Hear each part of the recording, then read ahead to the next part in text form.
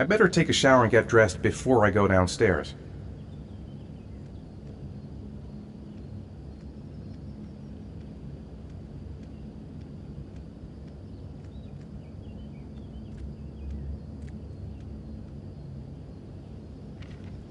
Gone shopping. I'll pick the kids up from school at lunchtime, and then I'll come home to get things ready for Jason's birthday party. Don't work too hard. I love you.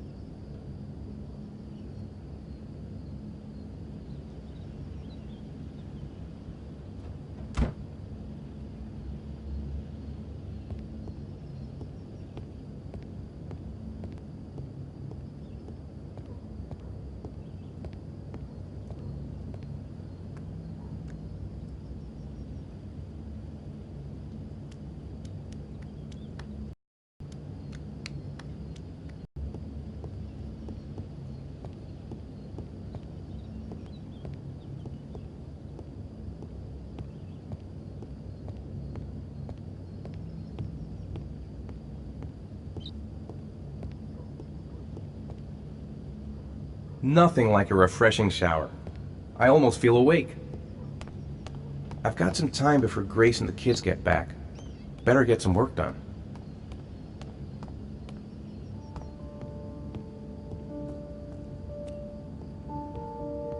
I'm thirsty. Should be some orange juice in the fridge.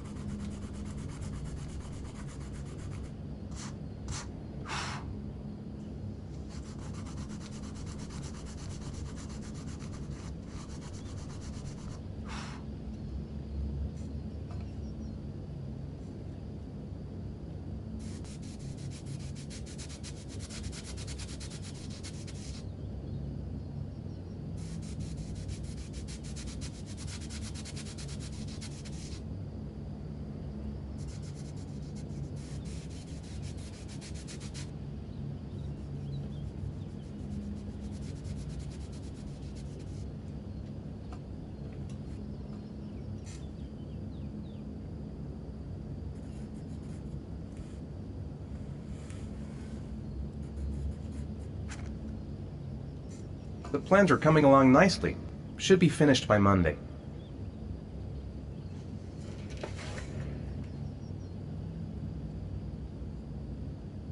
Finished.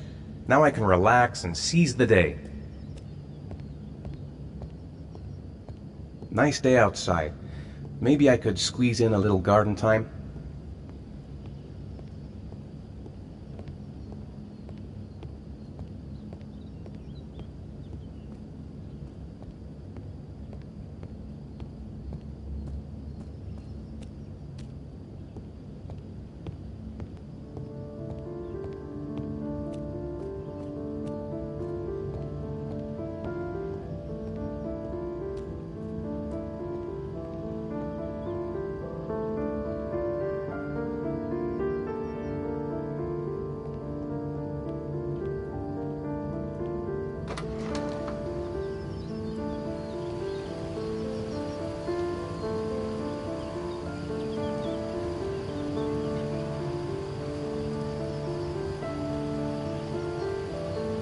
I hope Grace found a present for Jason's birthday.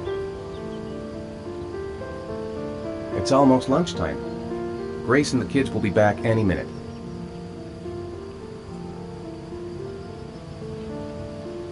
How about some music? Maybe there's something on TV. I could just relax on the couch until Grace and the kids come back.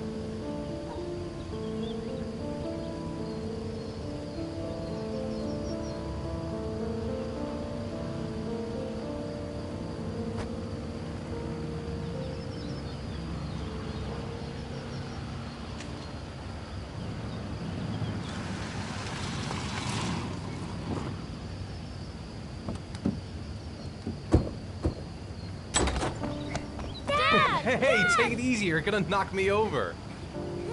So this is your big day, huh? Am I grown up now? 10 years old, that's not exactly grown up, but you're getting there. Now, can I drive your car? And I think you're gonna have to wait a little while for that. Ethan, can you please help me? I'm coming.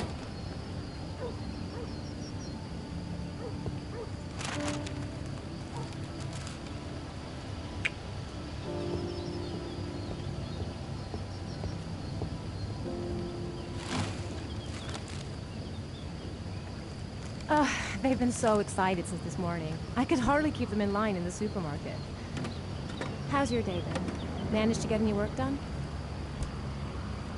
I made some pretty good progress. I've just got to work on a few more details, and then I should be ready to present the plans to the client.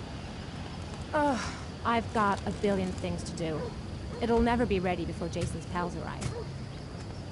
Can you please help me? There should be plates in the living room cupboard. No problem, leave it to me.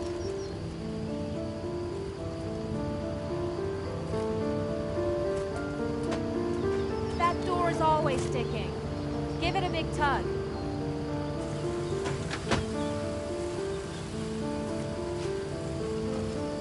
That's the set my mother gave us. Be careful, okay? Don't worry, I wouldn't want to be responsible for a diplomatic incident with your mother.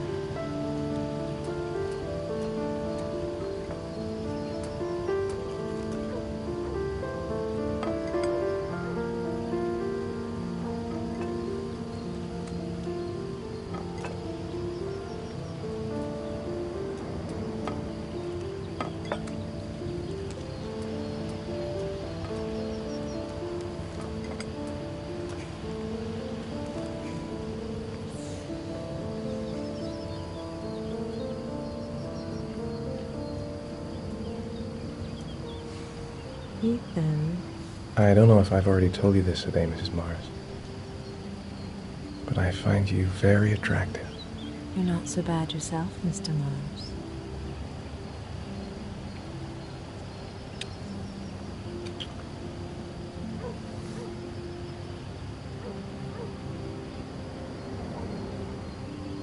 I know what's on your mind, Ethan.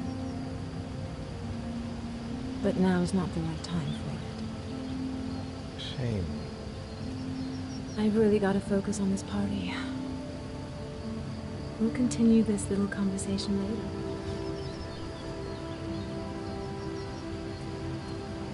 Did you find the present for Jason? Yeah, I picked it up from the store this morning. Oh, we were lucky. It was the last one in stock. Can I do anything to help? No thanks. I should be able to manage.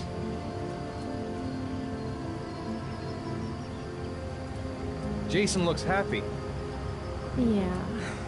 It's hard to believe he's 10 years old today. It seems like only yesterday we were flirting in high school. We're getting old, Ethan.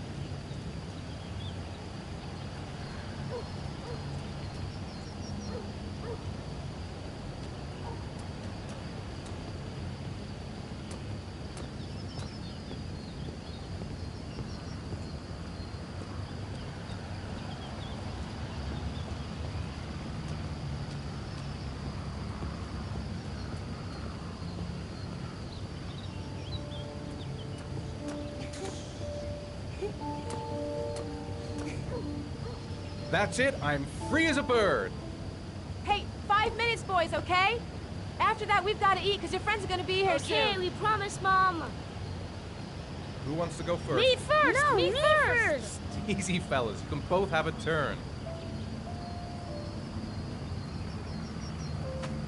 Me first! Me first! No, me first! All right, Jason, let's do the helicopter.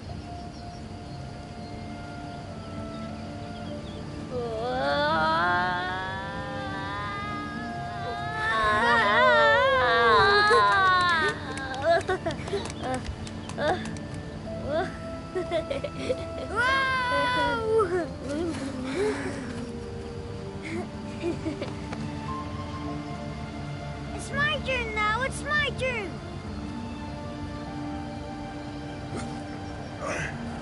Okay, Sean, get ready. Here we go.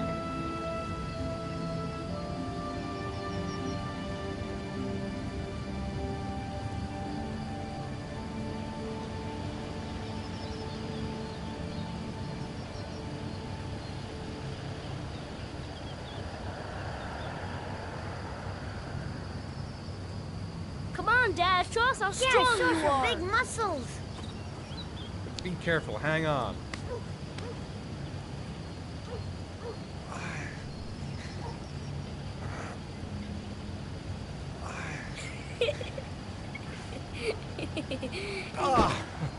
Oh. Whew.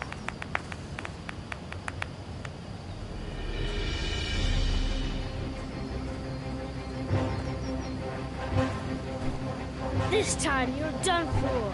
You're gonna pay for all your crimes, evil one. Ah, surrender, weakling. Say your prayers.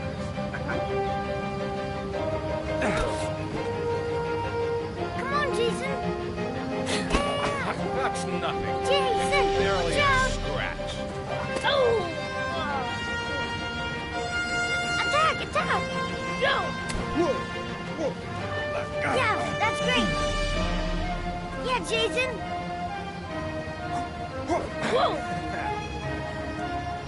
Come on.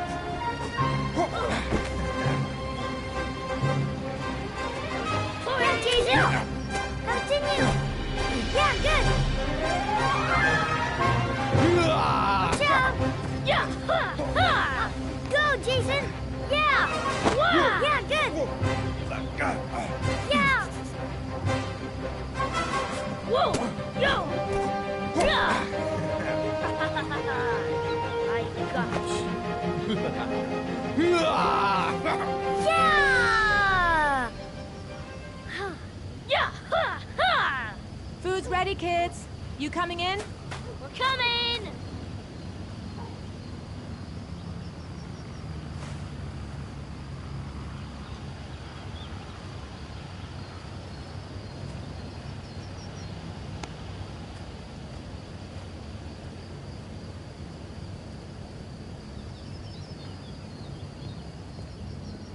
Sean?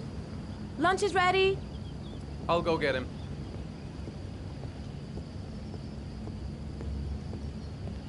Why isn't Sean at the table? He should be around here somewhere.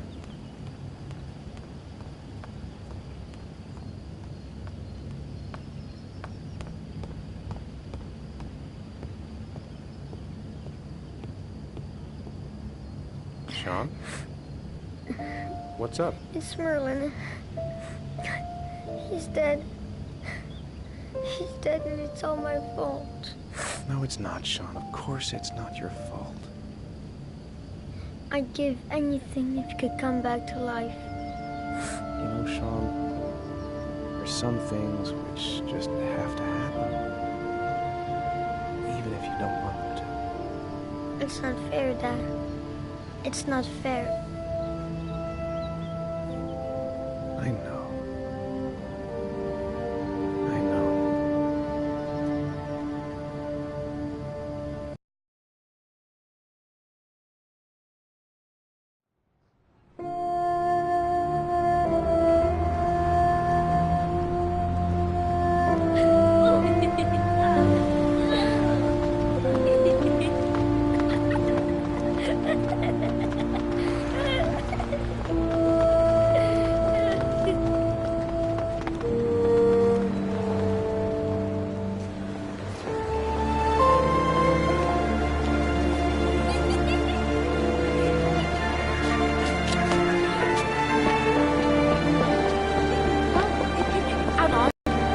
Can you watch Jason for a minute?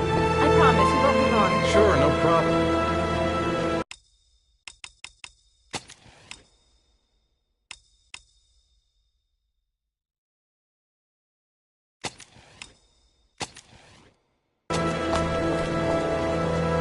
We're not going anywhere, are we?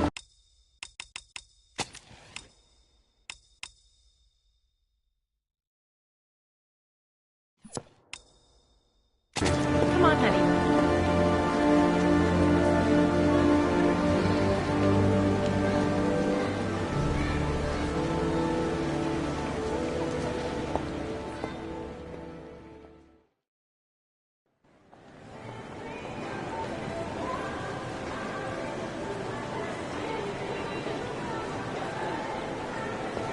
Jason!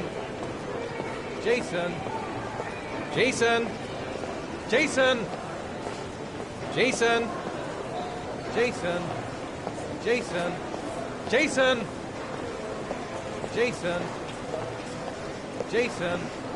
Jason! Jason! Jason!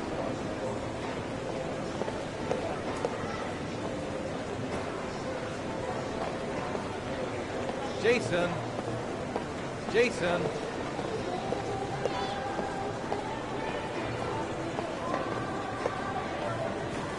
Jason, you really shouldn't wander off like that, you know? There's an awful lot of people in here. Please, Dad, can I have one? I would really love to have one. Please, Dad, come on. Okay, let's go buy a balloon. Great! Hey, champ. What's your name? Jason, Which balloon would you like, Jason? the red one. Here you go.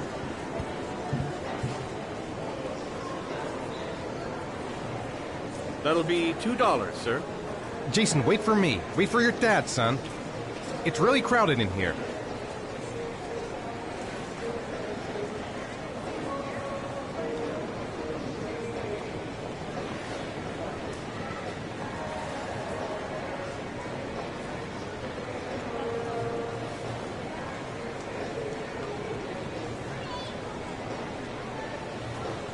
Keep the change.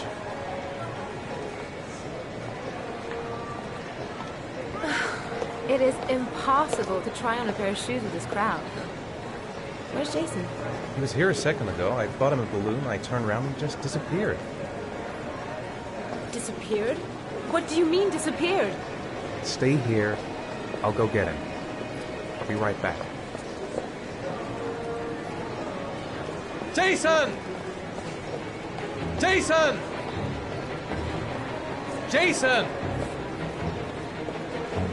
Jason! Jason! Jason! Quick, I need to go downstairs now. Jason! The red balloon I bought him should make him easier to... Jason! Jason!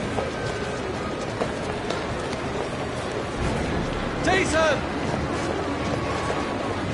Jason! Hey, man, watch it. Jason! Jason! Ten. Jason! Jason! Fuck, I'm gonna lose him. I'm gonna lose him! Jason! Jason! Jason! Watch it. Jason! Watch out! Jason! Jason! Jason! Jason! Jason! Jason! Jason! Jason! Jason! Hey, be careful. I'm gonna find him. I have to find him. Jason! I should never take my... Jason! Hey, man, watch it, dude. Shit! Dad!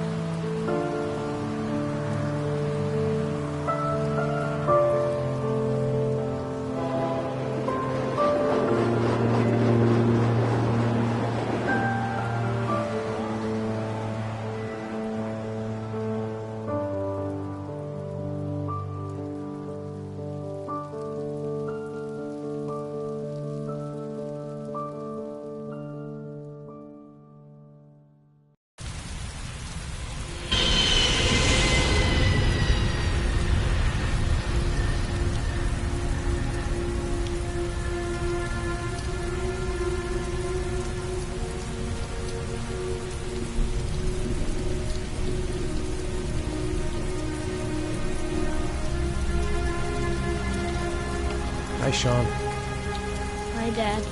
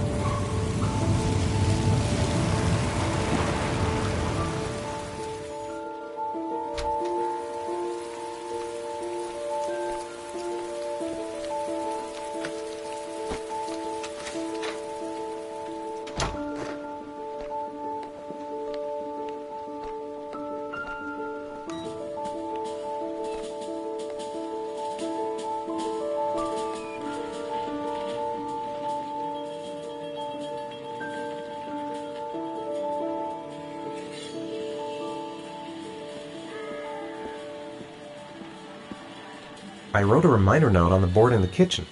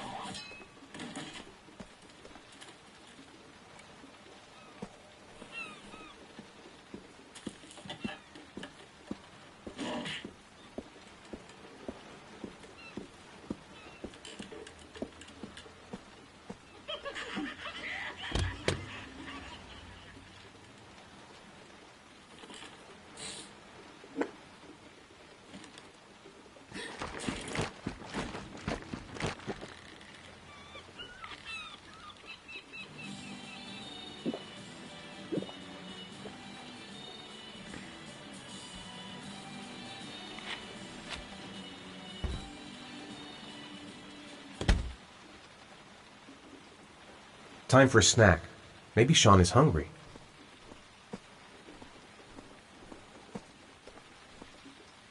It's time for your snack. Are you hungry? I guess, a little. Let's see what we can find in the kitchen.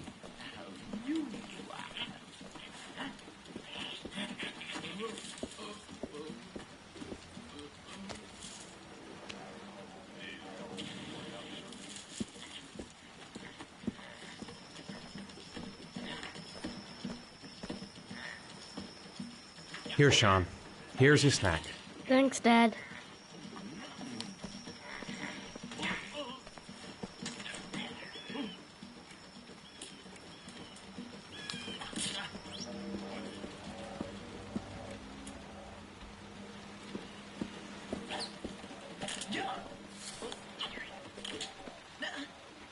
Grace has Sean this weekend. Seems like he can't wait to get back to his mother. Sean hasn't done his homework yet. It's still early. We'll see about the homework later.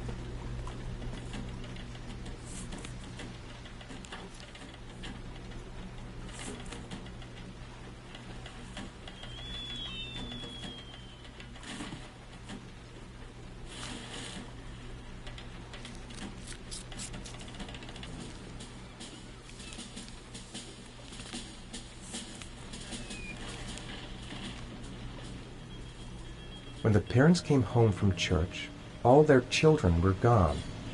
They searched and called for them, they cried and begged, but it was all to no avail. The children have never been seen again.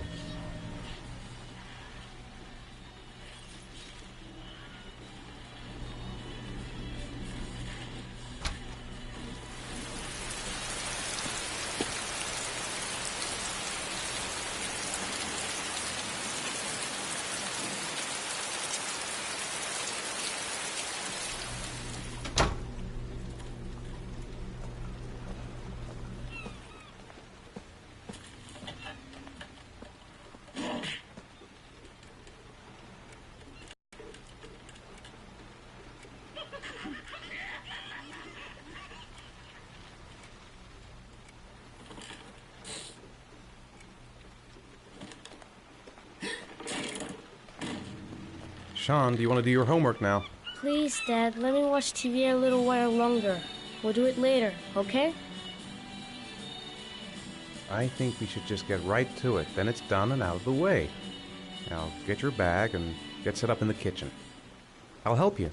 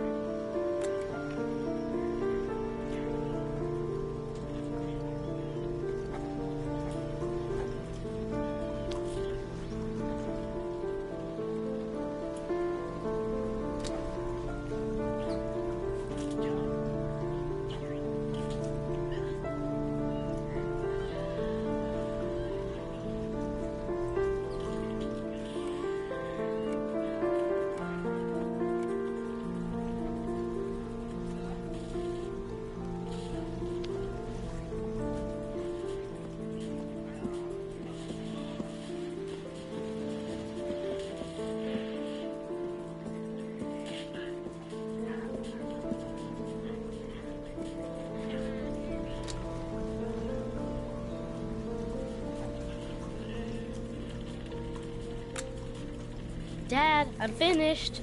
Can I go watch TV?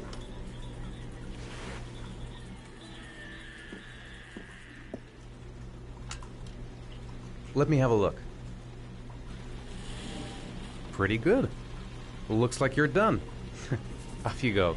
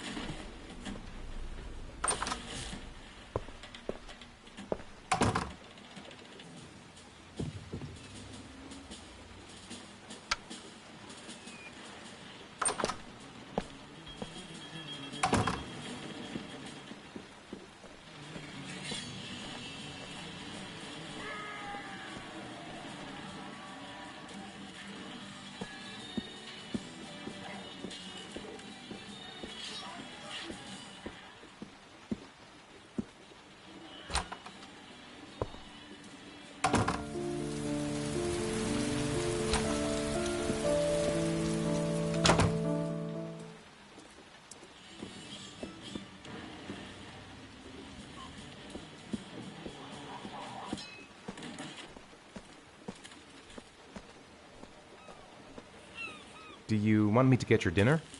Oh yeah, I'm really hungry. Okay, I'll go see what I can find.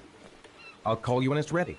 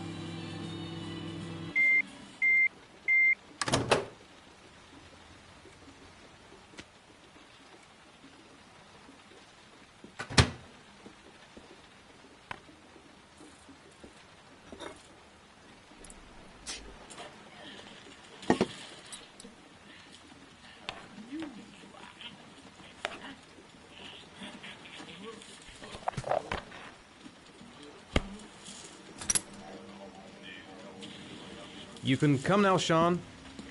Your meal is ready. I'm coming!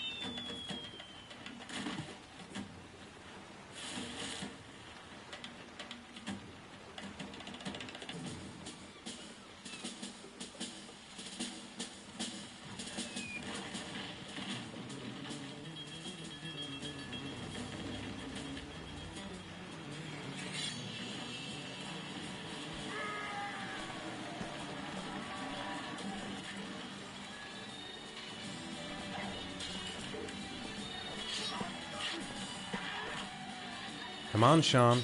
It's time for bed. I'm not tired yet. Can I stay up a little longer?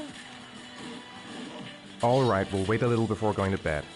But don't say anything to your mother, okay? How are things at school? Is your teacher nice? Everything's fine, Dad.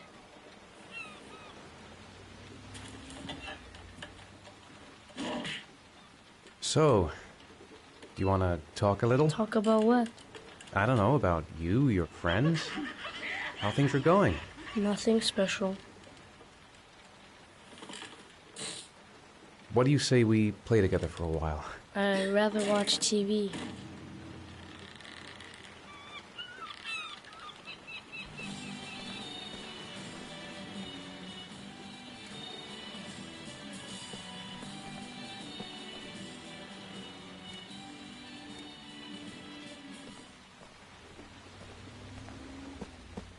Come on, Sean. It's time for bed. I'm not tired yet. Can I stay up a little longer? All right, we'll wait a little before going to bed. But don't say anything to your mother, okay?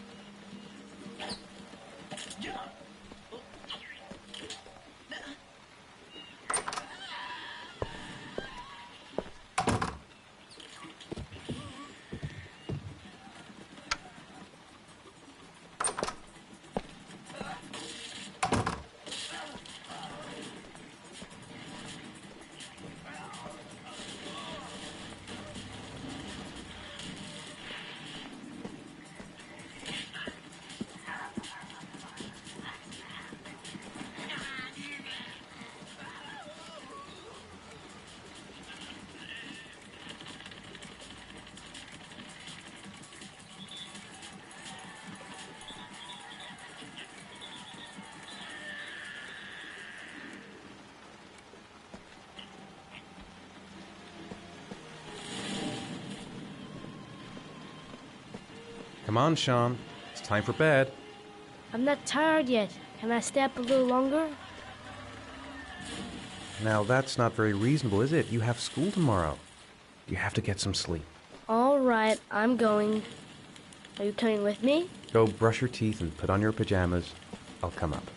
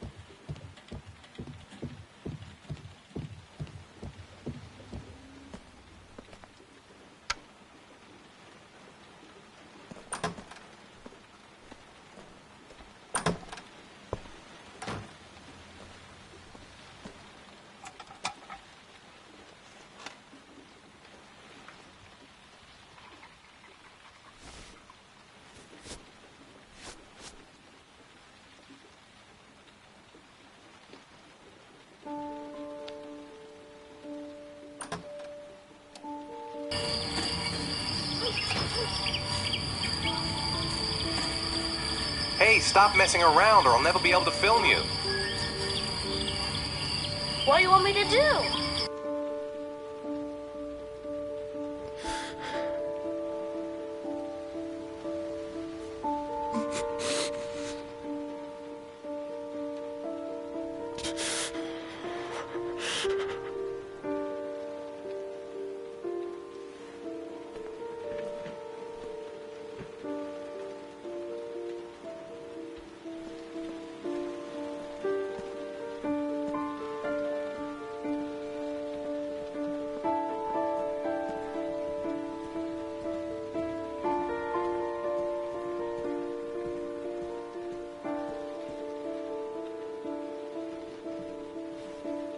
Good night, Sean. My teddy! I haven't got my teddy, Dad. You must have left it somewhere in the house. Do you have any idea where it could be? No, Dad. Please, I can't sleep without him. All right, I'll have a look around and see if I can find it, okay?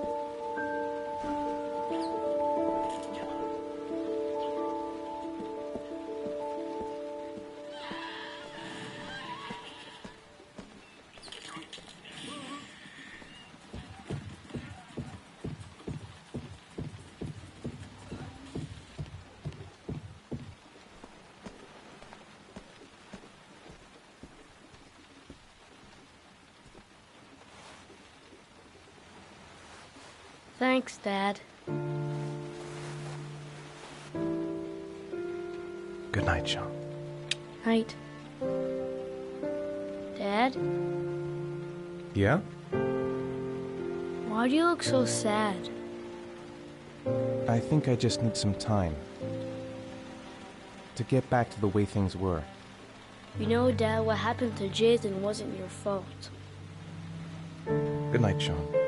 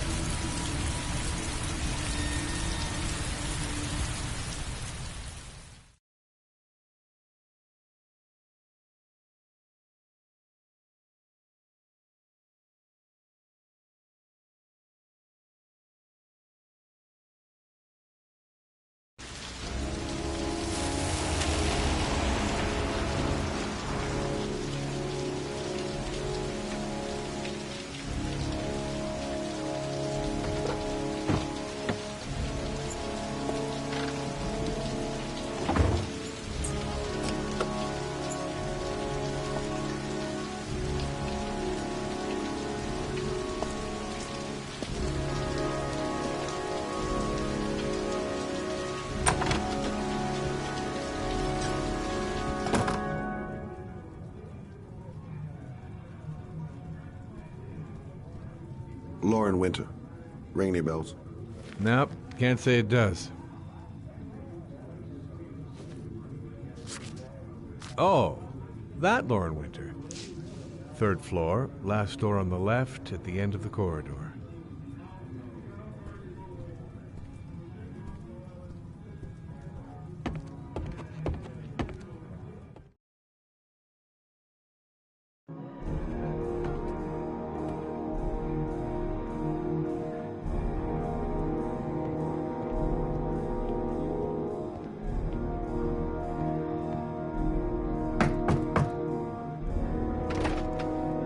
Lauren Winter?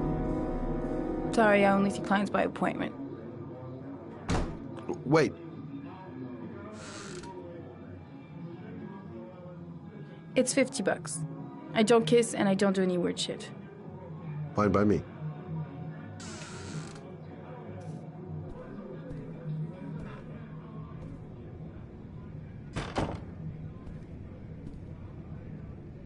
Put your money on the table. You got exactly 10 minutes. When the alarm rings, it's over, okay?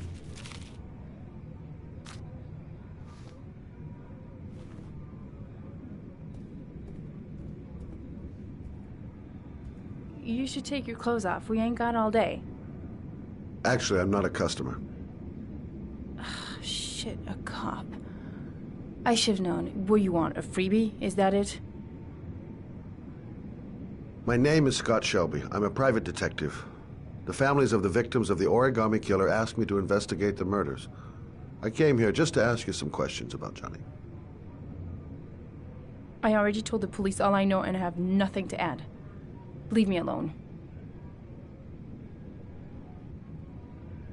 I understand, Lauren. I know what you're going through. Oh yeah? You know what it feels like to find your own son's body on a wasteland? I'm sorry, I don't believe you have the slightest idea what I'm going through, Mr. Shelby. The killer is walking around free as we speak. He'll kill again if he's not arrested. My Johnny's dead, so what difference does it make? I bought 10 minutes of your time, didn't I? All I ask is that you use that time to answer some questions. You want to pay me to tell you about my son? Is that it? You can buy my body, Mr. Shelby, but my son is not for sale. Get out of here. Get the fuck out!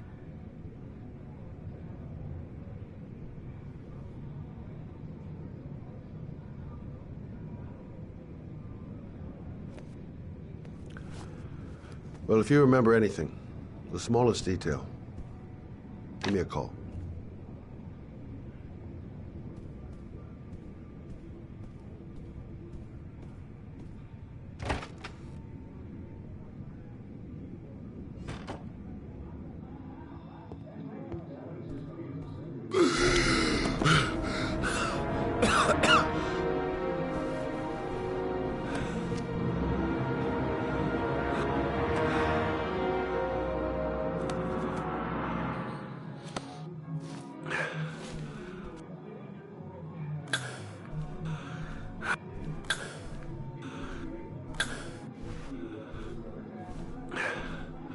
Lauren!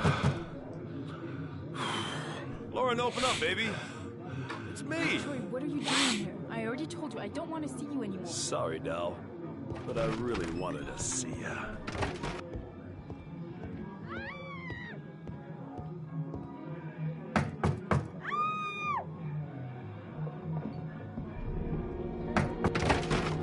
What do you want, asshole? Lauren! Is everything all right? She's just swell. Now beat it, loser! You again? If you're looking for trouble, you found it. I'm gonna beat the shit out of you. Oh!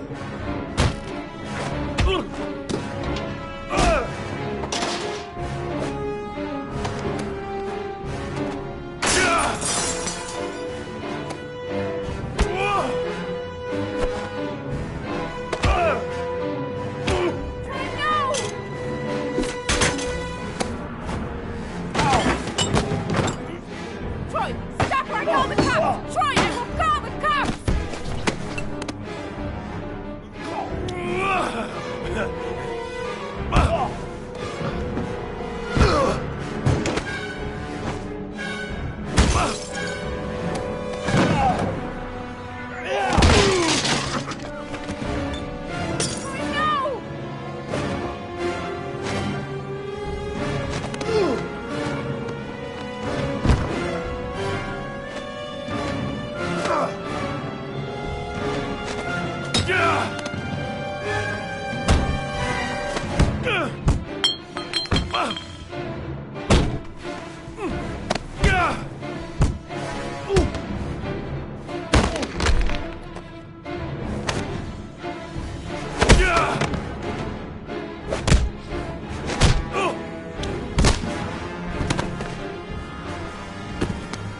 I'll see you again, asshole.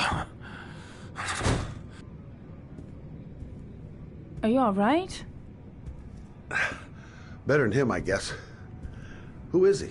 An ex-client who thinks he owns me. He was getting violent, and I told him I didn't want to see him anymore. Well, you should be careful. He'll probably be back. Sorry about the mess. Mr. Shelby, Yeah. thanks.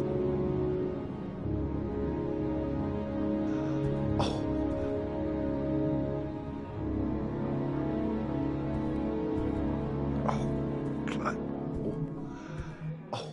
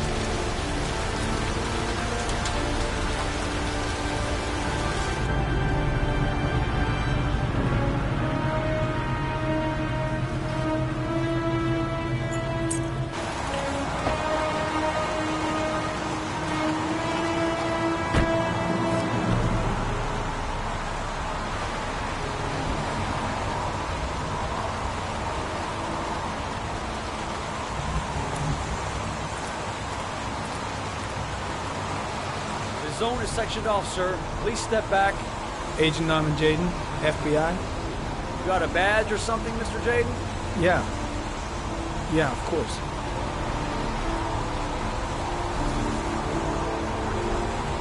Check. You can pass. I'm looking for Lieutenant Blake. Is he around? I saw him arrive earlier. He's here somewhere. Thanks.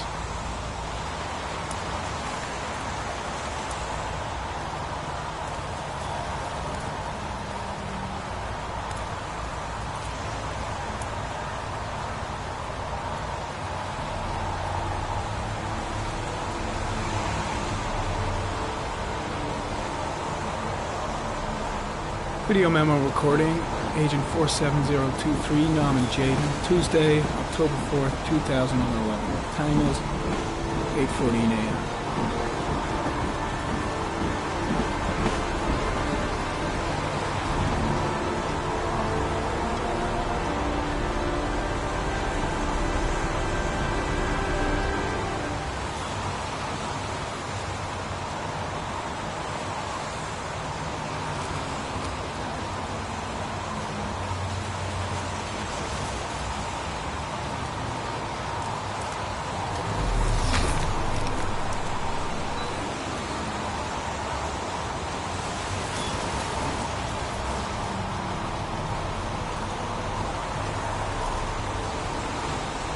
Unrelated to the investigation.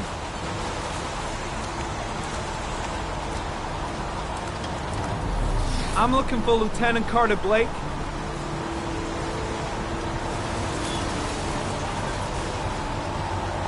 Thanks.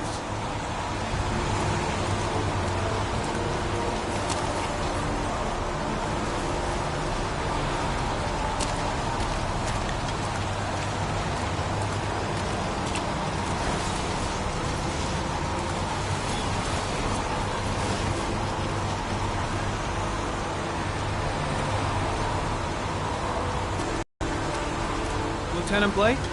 I'm Agent Norman Jaden from the FBI. I went by your office this morning. They told me you'd be here. Now, if you're looking for rain, dead bodies, and highways, you come to the right place. Mike, will you tell that asshole with the bulldozer to stop for 5 minutes? I can't hear myself think here. Right away, Lieutenant. Well, are you coming, Jaden? So, what happened? Some guy taking his dog for a piss found a body about 6 o'clock this morning. We don't know much more right now. Based on what we've seen, looks like the work of the Origami Killer. Has the body been identified? No, not yet. We should know more later today.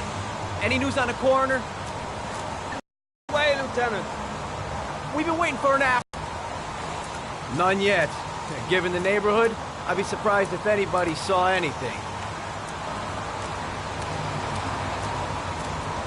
Has the time of death been established? Based on the rigor mortis, must be less than 6 hours ago. We should know more once the coroner has had a look. Tony, I don't want to see a single shit-stirring journalist within a mile of here. You got it? Yes, Lieutenant. Do you have any leads? My men are going over the scene with a fine-tooth comb. If the killer left anything behind, we'll find it. Listen, I'm a little busy here. Why don't we discuss all this a little later, back at the office? Oh, no problem. I understand. Do you mind if I have a look around? Be my guest. Hey, Jade, you come and see me if you find anything, okay? We're on the same team now.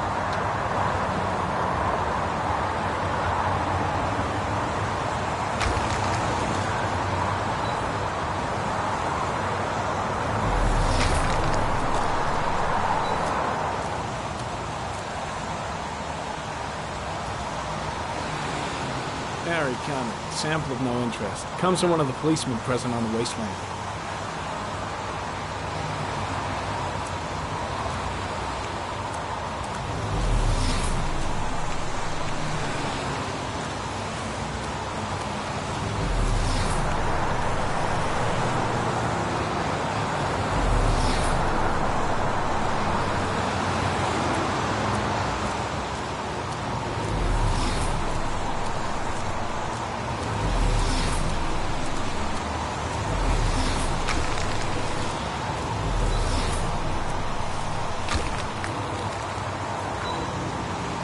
Very common. Traces of footprints leading toward the body. They don't look like those of the police. No correlation with the body for the moment.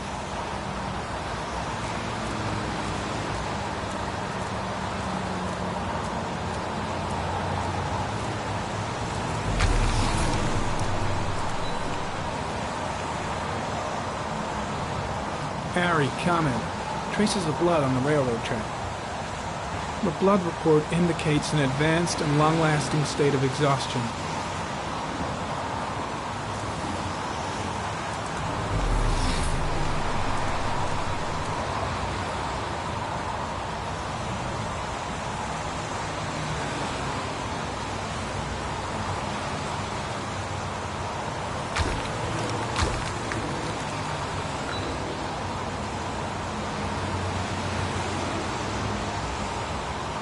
Some orchid pollen.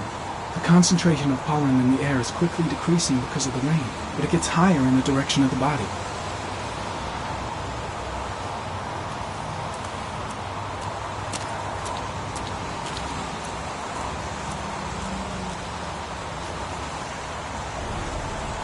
Harry, comment. The victim is lying on his back. No visible signs of violence.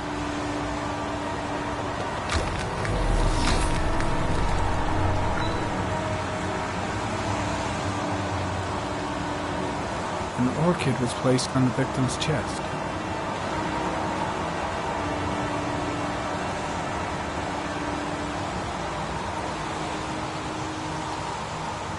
A small origami figure in the right hand. Fingers were probably closed after the time of death.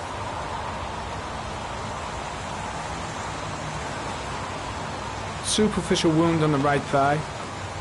Blood analysis suggests it could be post-mortem. Probably a scratch that occurred when the body was being moved. Small wound on the right thigh. blood is the same as on the tracks. His face is covered with mud, like the other victims.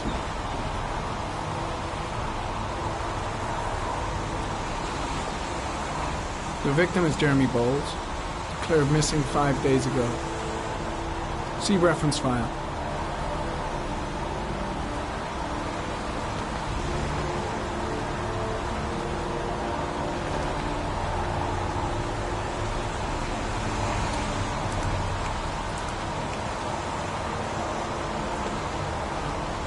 Harry, comment, sample of no interest. Comes from one of the policemen present on the wasteland.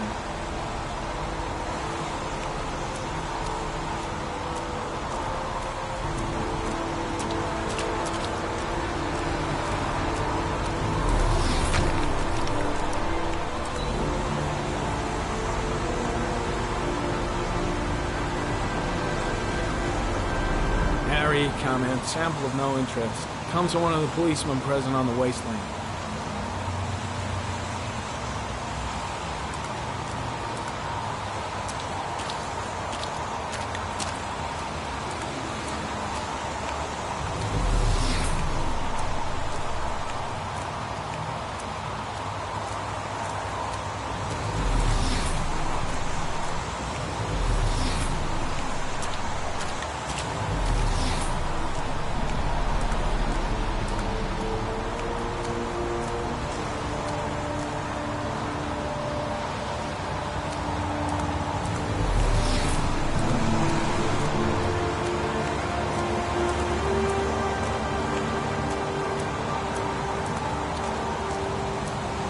I'm heading back to the office. You staying?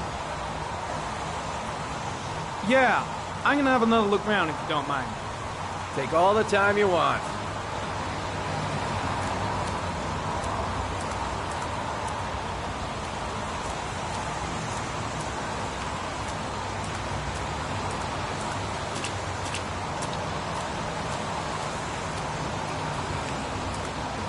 Harry, comment. Pollen particles disappear in the tall grass. It's probably the end of the trail.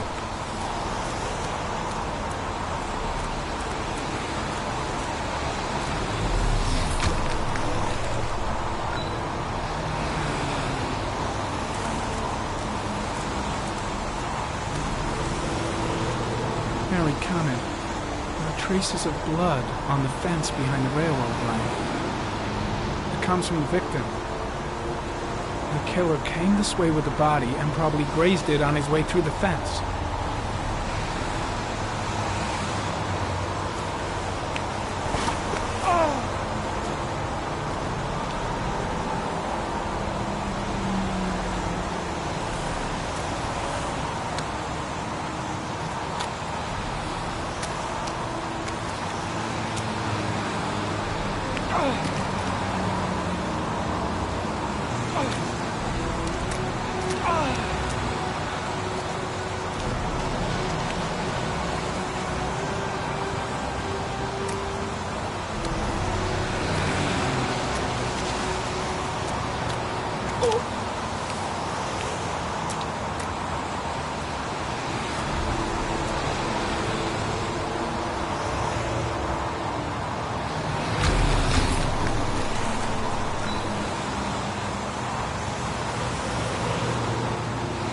There's a good chance that they're the killers.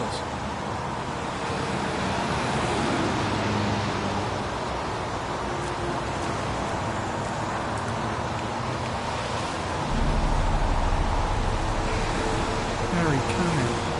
Tire tracks on the side of the road behind the railroad line. It may be the killer's car. I think I've seen all there is to see.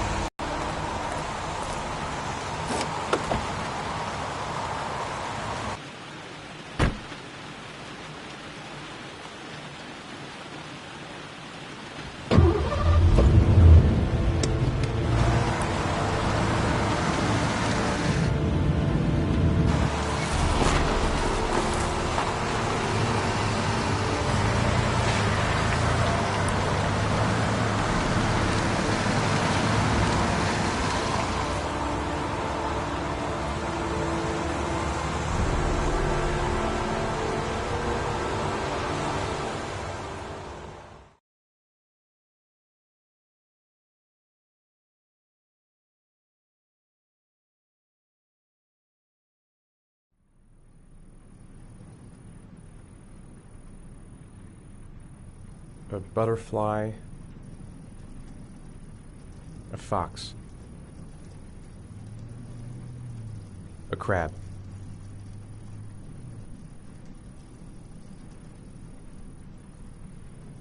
Death.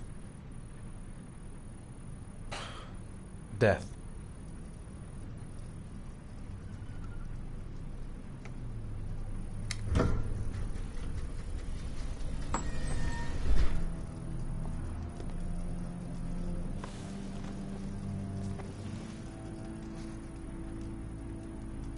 I have the results of your MRI scans. Everything seems to be normal. There is no physical damage from the accident. However, I am worried about your psychological condition. I know it's not easy, but you've got to start over, Ethan. You're not responsible for what happened. It's my fault Jason is dead. He'd still be alive if I'd been looking out for him. It was an accident. Accidents happen every day. You can't blame yourself forever for your son's death.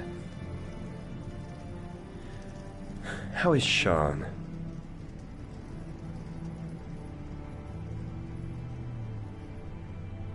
He's a very solitary kid, you know, very focused within himself. He's really close to his mother. With me, he's more distant. And what about you, Ethan? What do you feel?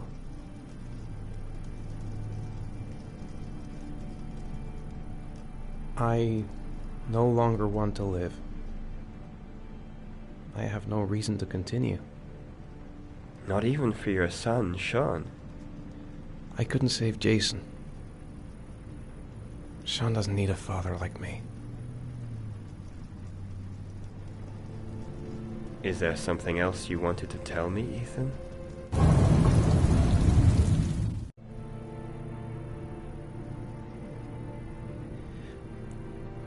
I sometimes have these blackouts.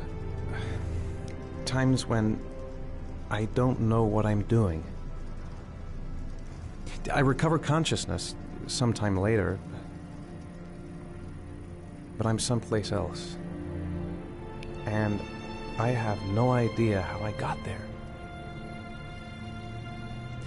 Do you think this could be related to the accident? You suffered a massive concussion and were in a coma for 6 months. We really don't know what effect a shock like that can have on the brain. That's the end of this session. We'll continue this conversation next week. You were lucky, Ethan. It's very rare to survive such a traumatic accident. I don't exactly feel lucky, Doctor.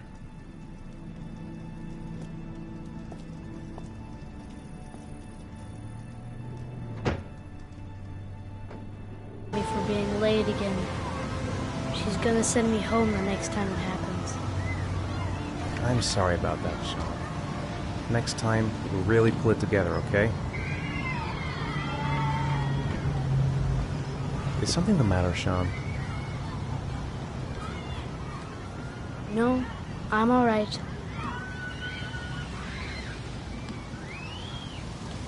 Do you want to eat something?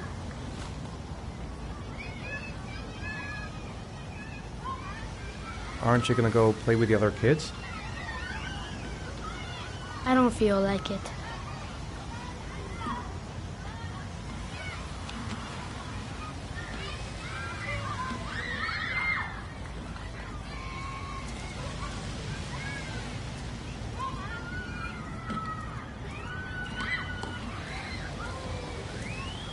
A boomerang? You know how to use it? No, not really. I can never make it come back.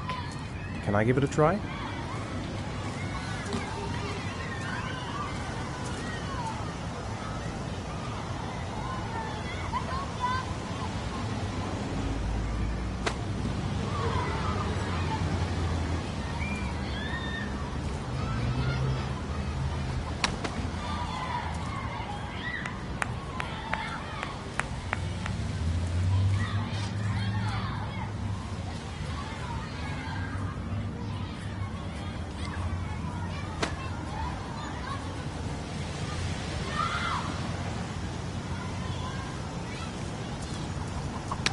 Whoa! You did it, Dad! Do you want to give it a try? I won't be able to do it. Come on, let's try it together. Now, the main thing is get the right position at the beginning. Now, you gotta throw it straight and a little to the right.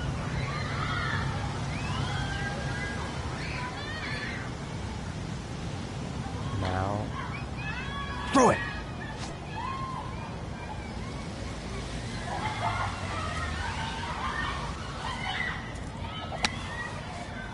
I did it! I did it, Dad! Good job, Sean. See? That wasn't so hard.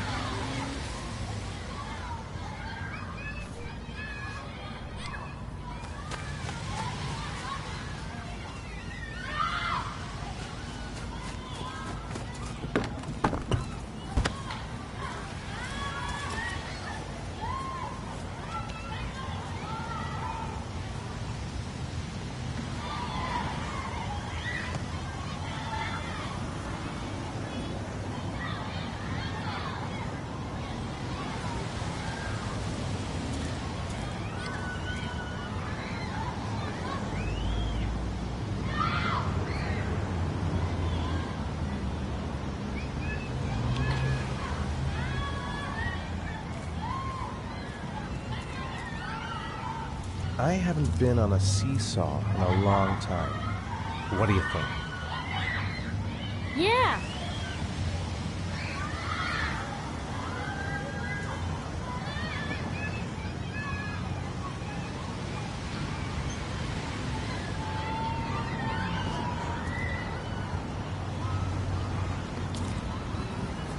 Come on, Dad, make me fly!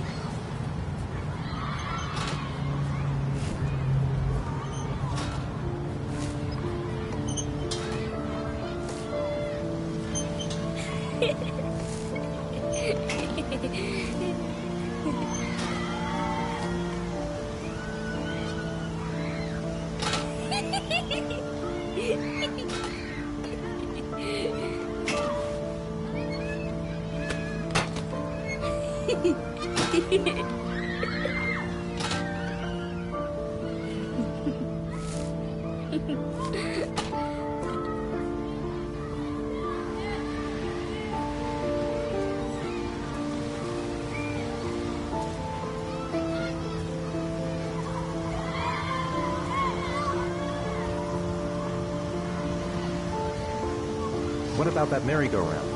I bet I can push you so fast you won't be able to stay on it. Great!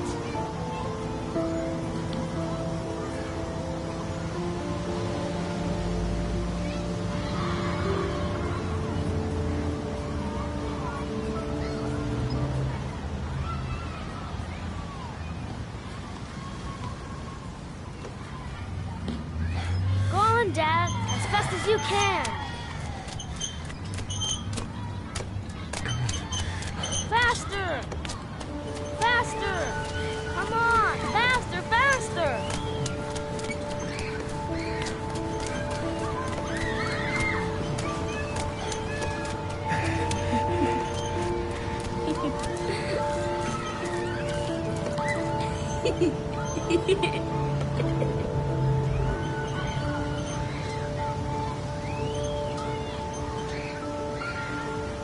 Whoa! I think my head is spinning. Good training for astronauts, though.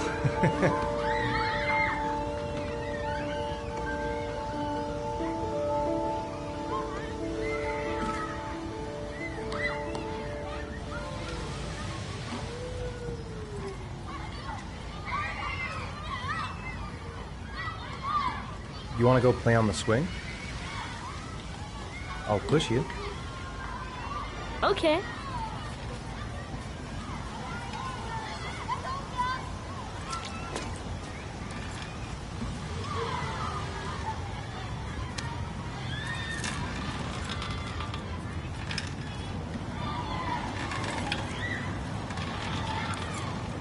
Come on, Dad! Higher!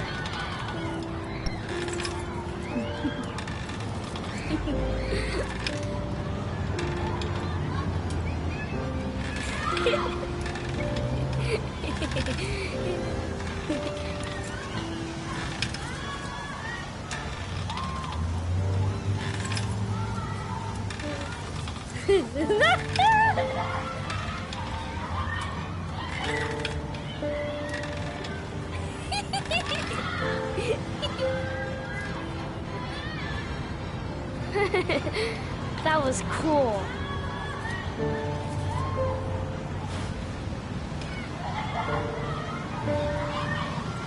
Looks like rain's coming. I think we better go. Okay.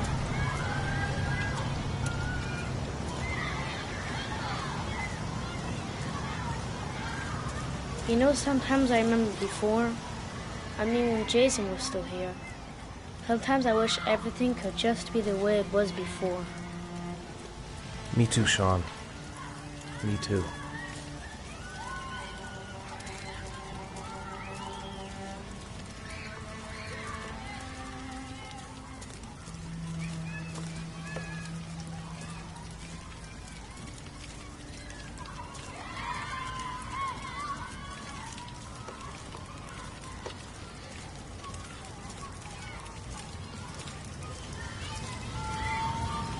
Hey, Dad, can I have a ride on the carousel? Can I? Sure. Go pick a horse and get on. I'll get a ticket.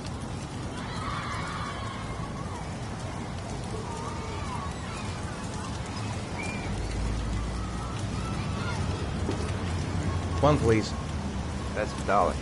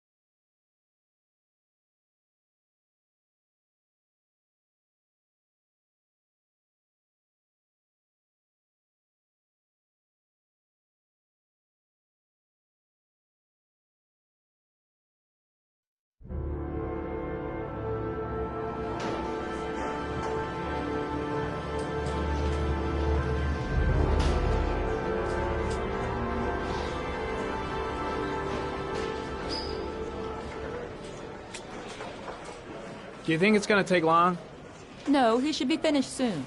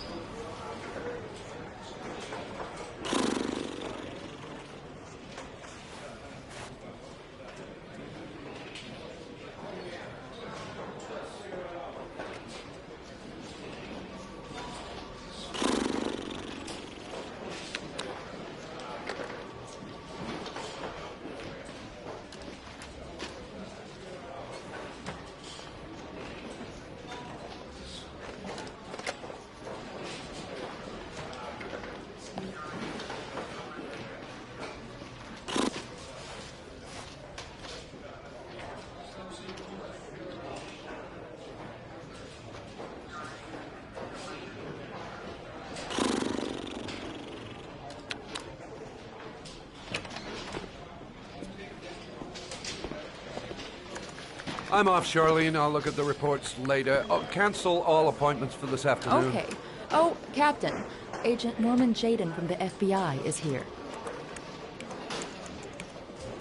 Jayden, of course. We've been expecting you. I'm in a bit of a hurry. Do you mind tagging along? We can talk as we walk. Yeah, of course. I wanted to introduce myself before getting started, but perhaps there's a better time. No, it's fine. You just have to get to the press conference. We have them every day now. Believe me, it's not always easy finding something to tell them.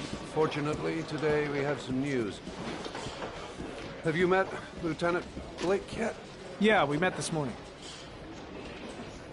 He has his own methods, but he's a good cop. I'm sure you'll get on well together. Do you know how to tie a knot in a necktie? I guess. To be frank with you, I could have done without the FBI on this one, but the press are all over us. This origami killer case crept up on us, and it's fast becoming a national concern. There are hundreds of killers in this country, but what do you know? This guy is exotic. He leaves flowers and origami figures. Work that one out. Then the press get onto it, and we suddenly become the center of the universe. I'm here to arrest a serial killer. With all due respect, sir, the rest of it, it's none of my business.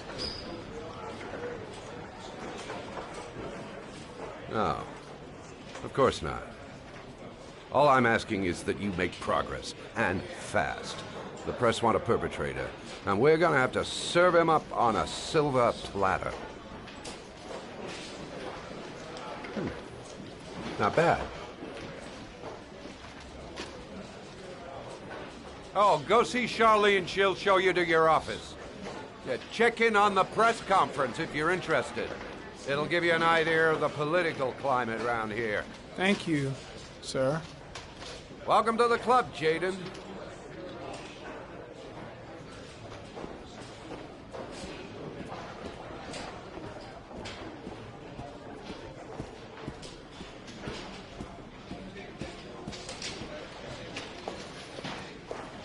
I'm ready to start.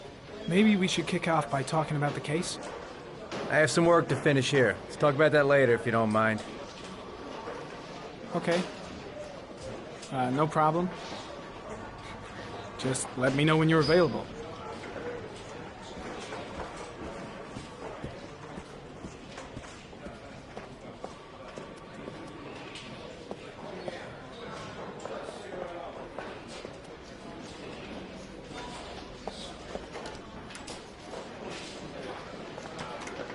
Nice watch. Oh, it's the present we offer to our new lieutenants. We bought the same model each year for the past 20 years for each promotion. It optimizes everybody's time, and it's the kind of thing that always goes down well.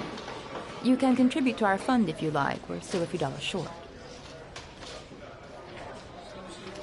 Congratulate Larry on my behalf.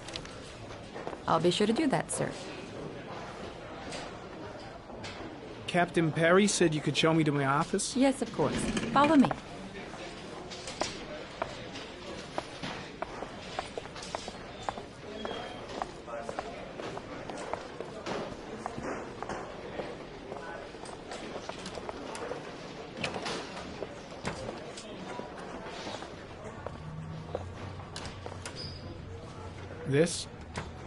This is my office? That's where I was told to take you. If you need anything, you know where to find me.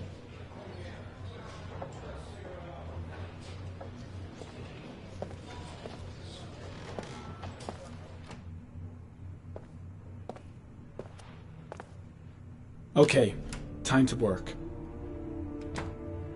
No time to lose. Gotta get down to work. First, analyze the case files. Wow. More like a big cupboard. Well, I wanted a quiet place to work, and it certainly looks like I got it.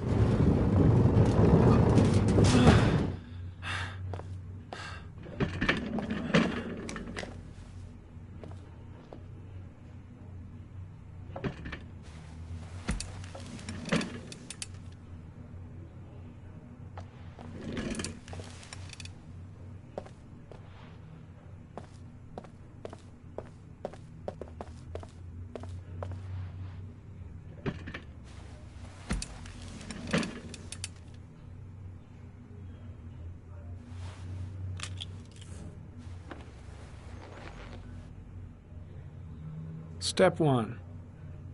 Change the office.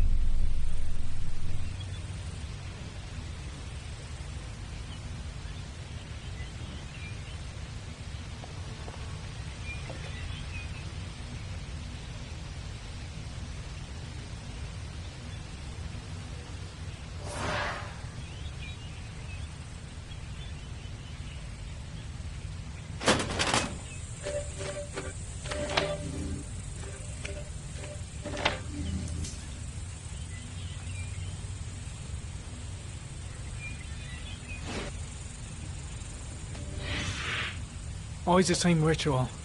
An origami in the hand, an orchid on the chest. The victims have always been dead for less than 6 hours when they were found, which means they remained alive for several days before being drowned. Over 3,500 people questioned. Over 100 suspects interrogated. Not a single lead to go on.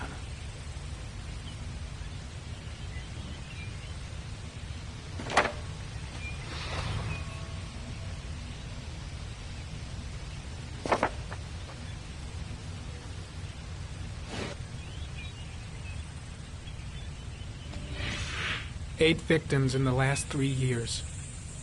All boys, aged between 9 and 13. No signs of violence. The victims disappear from public places in broad daylight. No one notices anything. Bodies are found 3 to 5 days later. Drowned in rainwater.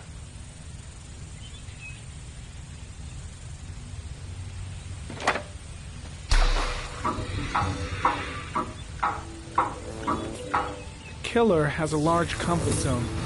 He gained confidence rapidly and moved away from his base. This won't make the geoprofiling any easier.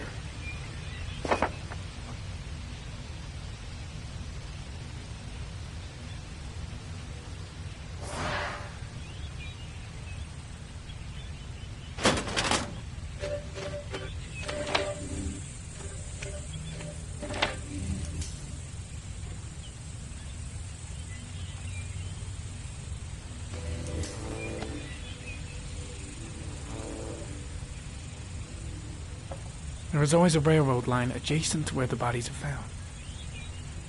And all the victims disappeared in the fall.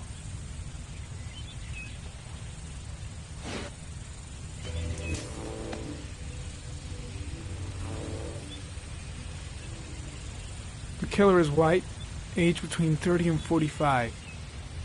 He is intelligent, calm, and determined. An organized type. He has a car. He's probably employed, but his work allows him free time.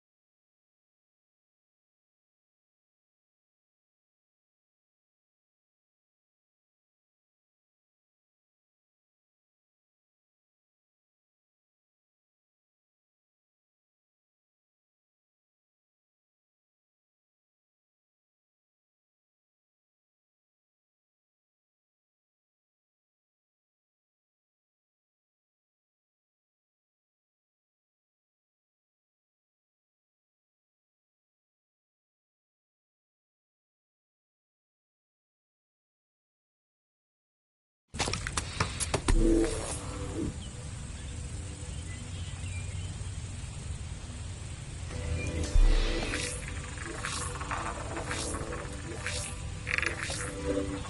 killer's car is probably a Chevrolet Malibu 83.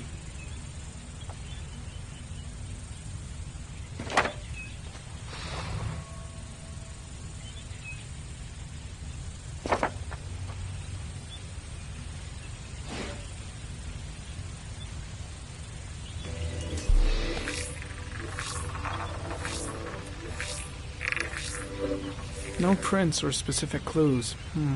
Nothing much to go on.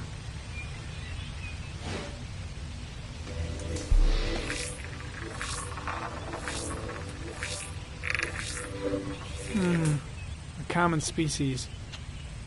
That doesn't help much.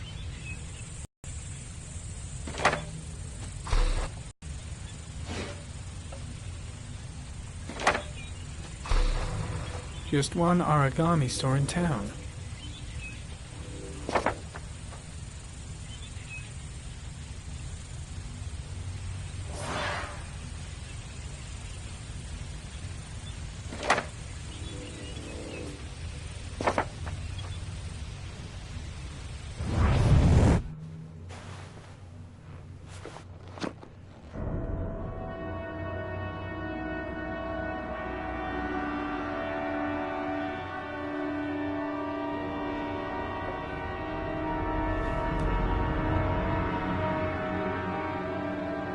Here we go again. I better go wash my face.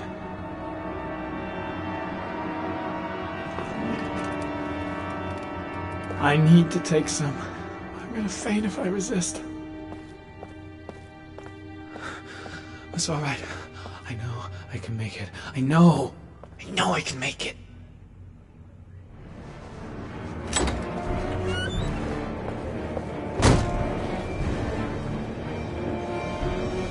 Is everything all right, sir?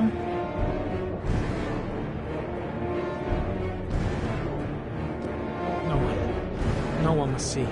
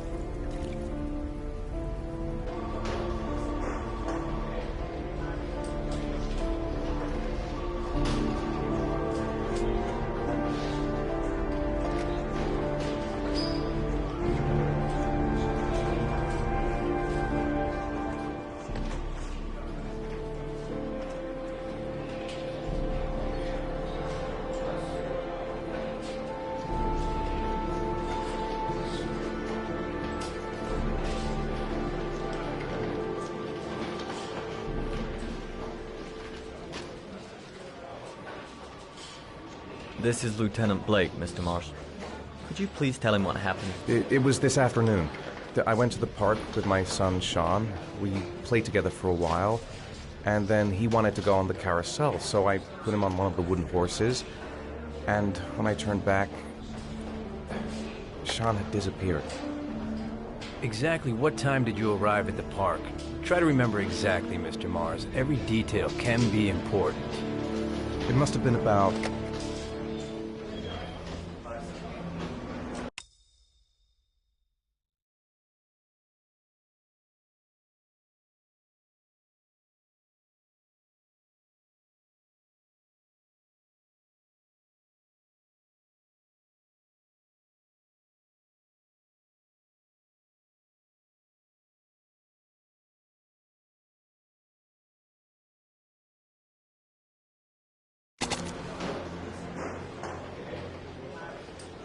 $5:30, I think. I'm not really sure.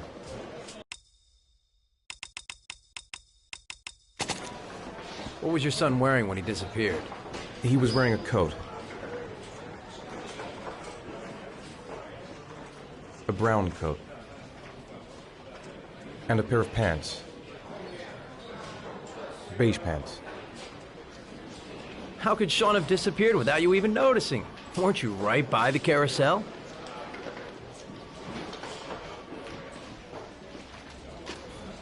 I went for a short walk around the park just for a few minutes.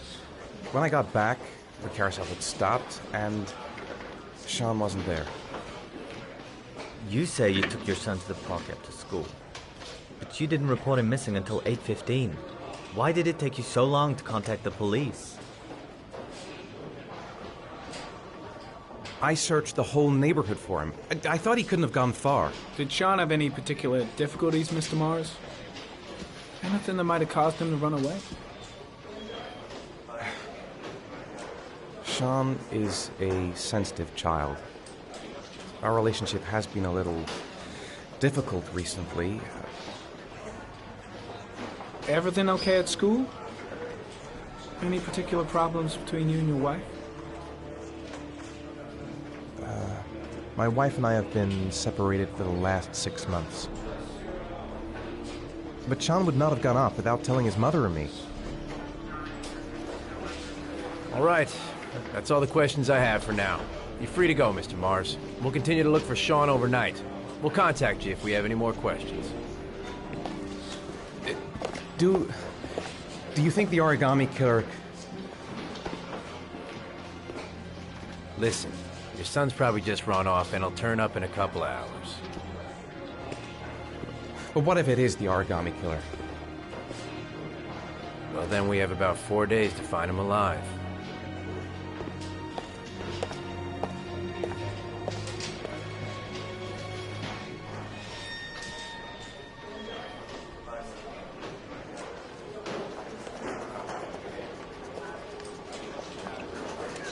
Did they find something? No, nothing yet, but they're gonna keep looking through the night. Do they think it's the origami killer?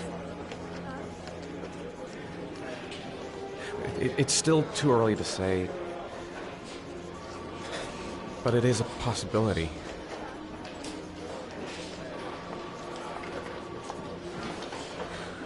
What happened, Ethan? How could you lose Sean like that? You should never have taken your eyes off him. I mean, for God's sake, how hard is it to keep your eye on a child in the park? Why did you leave him, Ethan? Why? Wasn't it enough losing Jason? I'm sorry. It's not what I meant to say.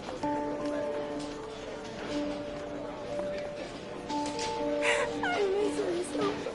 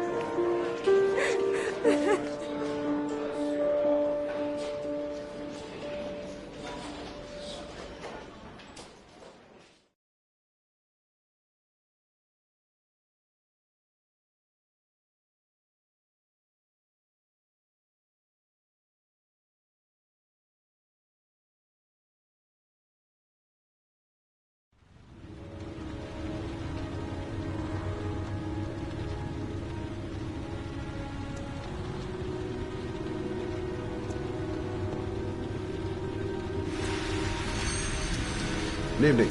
Good evening to you, sir.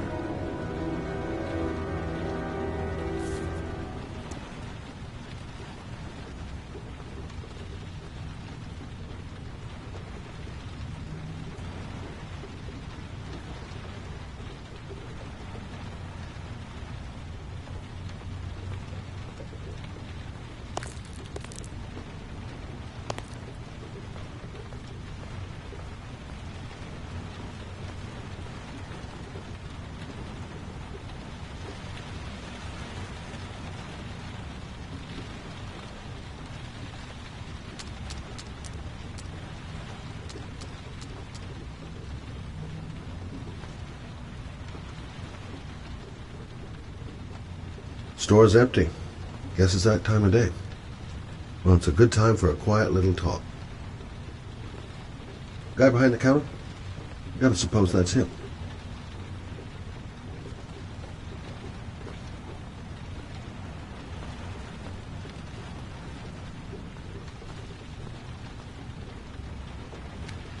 Can I help you, sir? Well, I hope so. My name's Scott Shelby. I'm a private detective. I'm investigating the case of the Origami Killer. I'd like to ask you a few questions. My son is dead, Mr. Shelby. I have nothing more to say. I also lost someone I loved. I know what you're feeling. Then you will understand that I do not wish to talk about it. The killer has kidnapped another victim. A 10-year-old boy. Like your son, Risa. I have 4 days before we find his body on a desert. Please, to move along, sir. Oh, do you sell inhalers? I'm all out, and at least I won't go away completely empty-handed. In the back of the store, to the right. Thanks.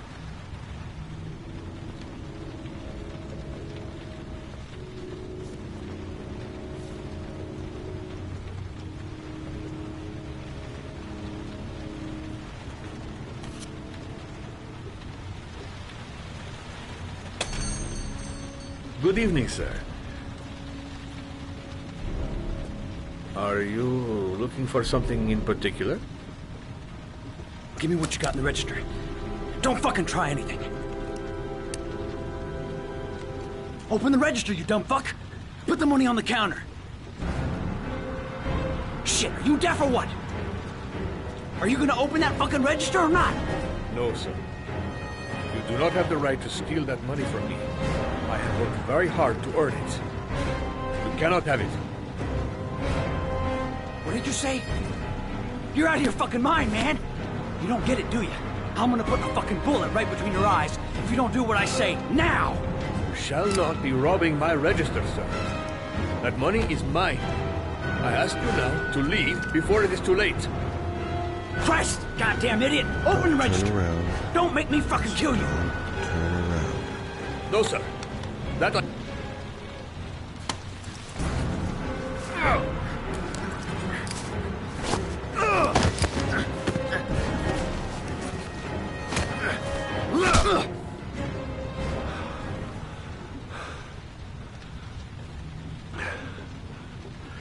Thousand thank you, sir.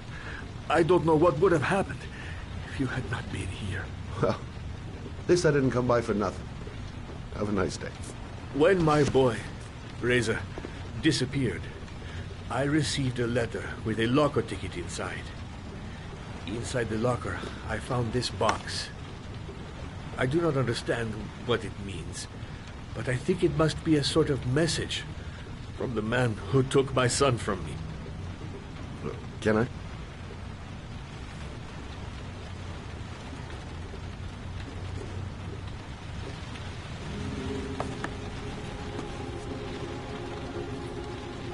Please, take the box if it can be of any use to you at all. It did not help me to save Reza, but maybe it will help you find the other little boy.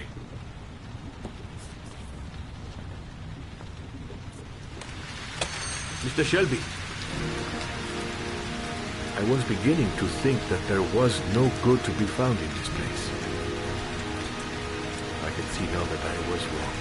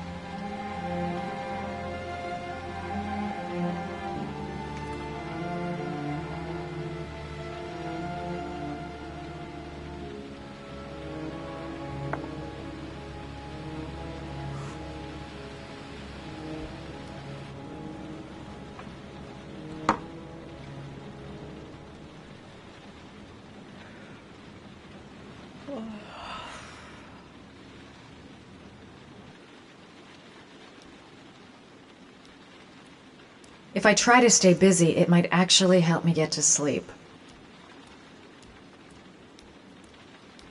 A hot drink is what I need. 2:47 a.m. Always the same time.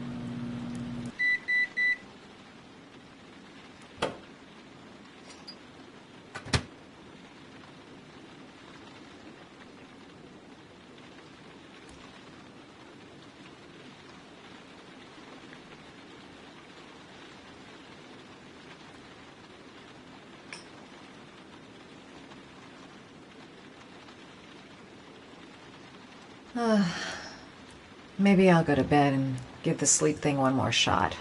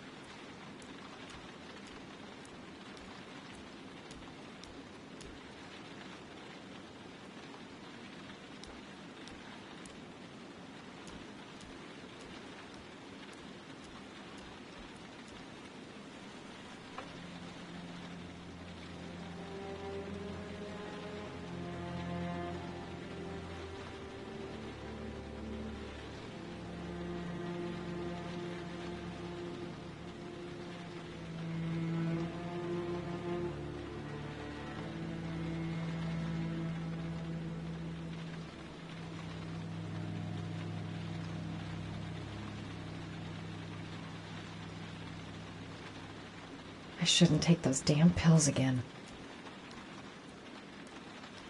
Goddamn insomnia. I'm totally exhausted, but I just can't sleep.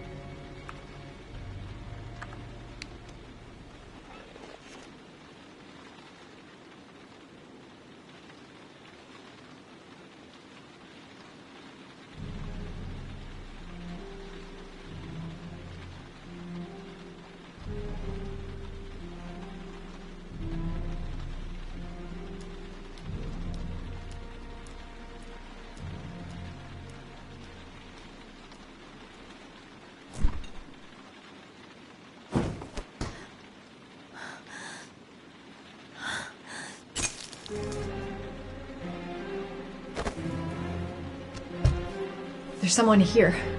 There's someone in the apartment. The phone on the desk. I could call for help. The front door. It's the only way out. If I can reach it, I still have a chance.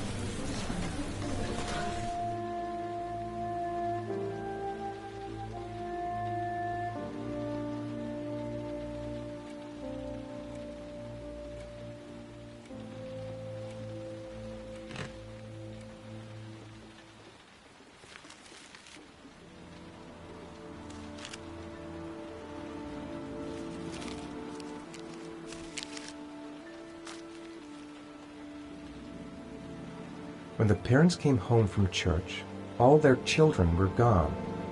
They searched and called for them, they cried and begged, but it was all to no avail. The children have never been seen again.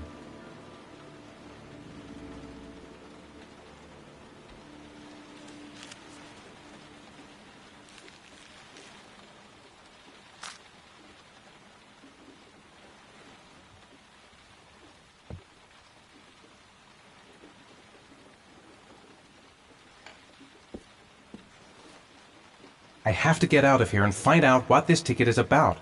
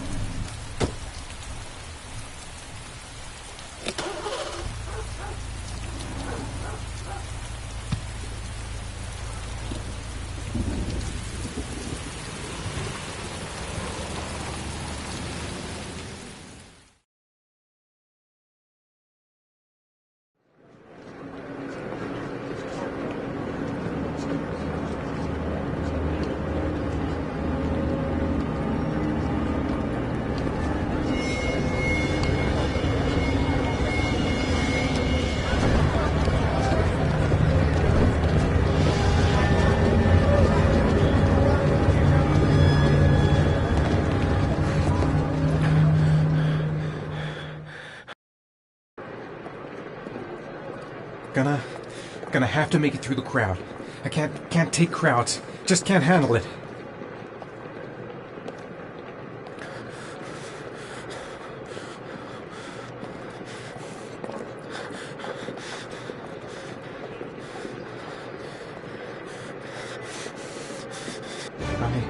I can't make it. Too many people. Too many people.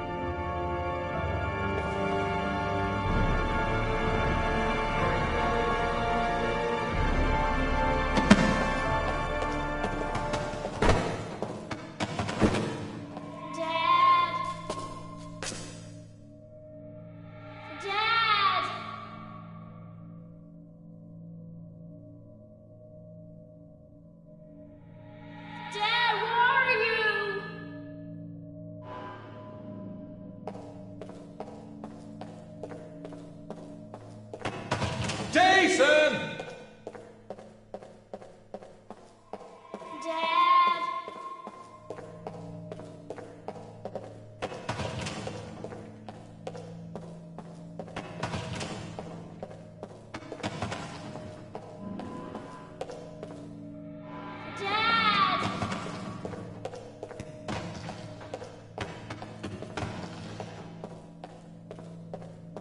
Jason!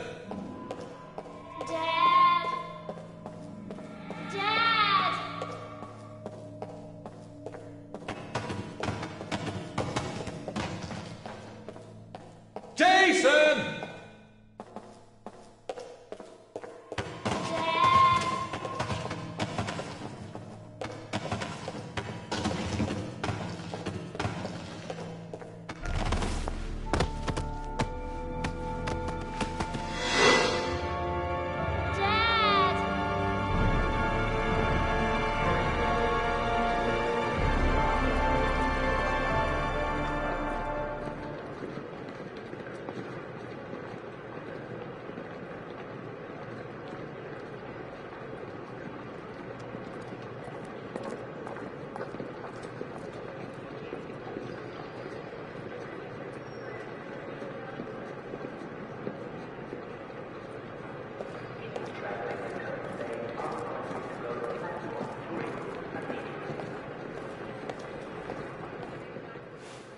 Line 18, box number 3.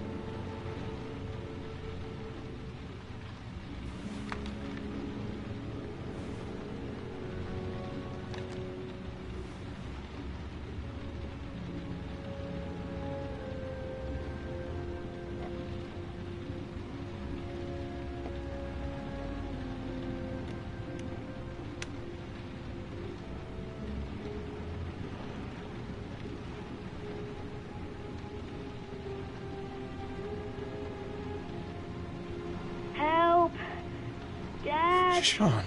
Where are you? I'm so cold. Dad! Dad!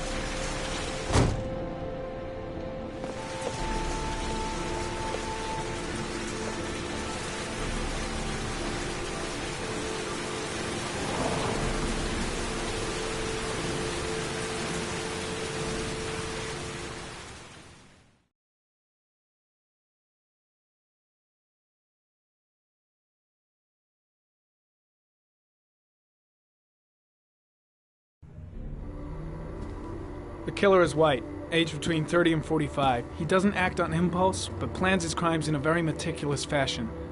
He doesn't have anything personal against the victims. That's why he covers their faces with mud, to make them anonymous. Why does he kill them if he doesn't have anything against them? For him, they're more of an image, a symbol. That's probably why he gives them an origami figure and an orchid as gifts, to apologize for what he's done to them. Very interesting. And where does all that get us? The best way of tracking a predator is to be familiar with his behavior. That may be true in novels, but there's a child's life at stake here. Continue, Jaden. Then I studied the geographical distribution of the murders. Generally, a killer commits his first murder near to where he lives, so he has a safe place to flee to if any complications arise. The more confident he becomes, the further he roams from his base. By analyzing the locations where the victims disappeared, I was able to isolate a zone where the killer might live. And what size is this, zone? For the moment, about 10 square miles. Ah, great. Must be 10,000 people live in that sort of area. You gonna question them one by one? It may not give us the address of the killer, but at least it's something to go on. Blake, if you've got a better plan, I'm willing to listen. Don't be shy. I'm all ears. One detail attracted my attention. The interval between the time when a victim disappears and the time when the body is found ranges from 3 to 5 days. But the rainfall is always at 6 inches, give or take 10%. What on earth does that mean? All the victims were drowned in rainwater. The killer kills only in the fall when there is plenty of rain. It could be that he puts them in some sort of well or tank that is open to the skies and that fills up with rainwater. The more it rains, the less time the victim has to live. So what's next? There are 2 suspects whose psychological profile might fit and can be connected to the comfort zone. I'd like to question them. Ah, damn it. We're wasting our time with this bullshit. The killer's out there somewhere, and we gotta get off our asses and find him. The killer is no ordinary murderer. He is intelligent, organized, and methodical. You won't find him by patrolling the streets. Tell me, Agent Jaden, did you get your vast experience on the job, or did you just fucking read about it in some school book? I came here to find a killer. And that is exactly what I'm gonna do. With or without your help. Fucking asshole! That's enough! You said it took 6 inches of rainfall before the victim died. How much time do we have left? If the weather forecasts are right, less than 72 hours.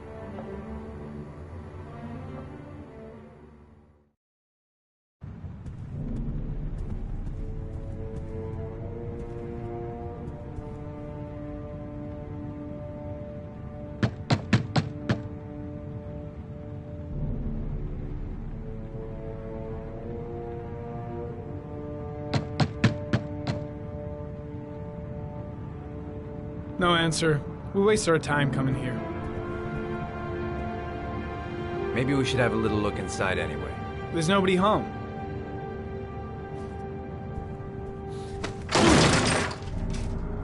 There is now. I'm not sure that's entirely legal. Call the cops.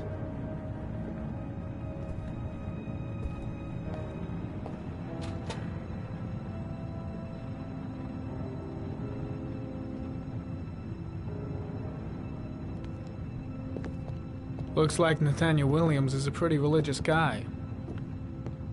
He's a God-fearing idiot, waiting for the end of the world. We questioned him a few months back because he was causing a disturbance in the park. He was ranting and raving. Said he heard voices.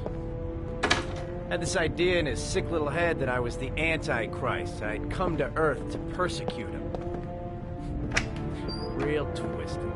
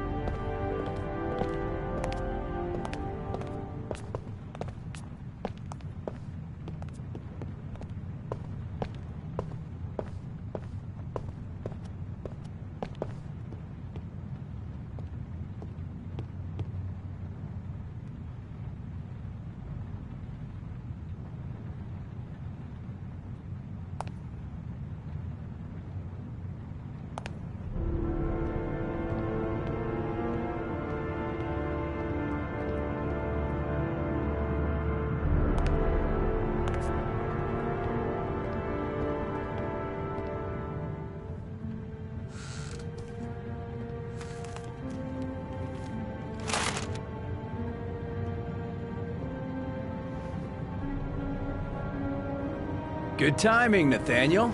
Just the man we're looking for. Angels and ministers of grace defend us. I'm Agent Norman Jayden, FBI. I'd like to ask you a few questions. As God is my witness, I haven't done anything. I'm innocent. Relax. Nobody's accusing you of anything. We just want to talk. Why all the crucifixes?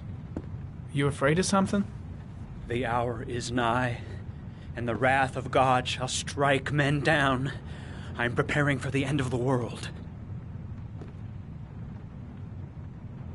Nathaniel, do you remember where you were last Tuesday at 4:30 p.m.? Here? I was here. I was praying. All day. Was there anybody with you? No. No, I was alone. Where do you work, Nathaniel? Do you have a job? My sole occupation is praying to the all-merciful Lord for the salvation of humanity. What about the voices, Nathaniel? Do you still hear the voices? We know who talks to you, don't we, Nathaniel? Or we both know who talks to you. Don't speak that name. What does he say to Blake, you, Nathaniel? what are you doing? I can't talk about it. You mustn't talk about it. That's he orders enough. you to go and Leave find him new prey, alone. doesn't he? He needs more and more. No! You mustn't mention him. You'll bring him here. Carter, he told you to go and find that Are kid you in the out of your park. mind? The voices tormented you all night long. You wanted them to stop, didn't you, Nathaniel? Stop! Stop! That's enough! So you obeyed them to make them stop. You took that boy with you and you drowned him. Isn't that right? Oh. No! Stop! Stop! You killed them, didn't you, Nathaniel? Are you gonna confess, you bastard? You are the Antichrist. Put down the gun, I shall Nathaniel. dispatch you to your father in hell. He is the son of Satan. He was sent to Earth to destroy us. For Christ's sake, shoot!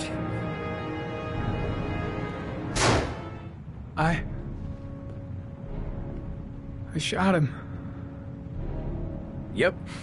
Looks like you did. Can't say I'll miss him. Come on, let's go.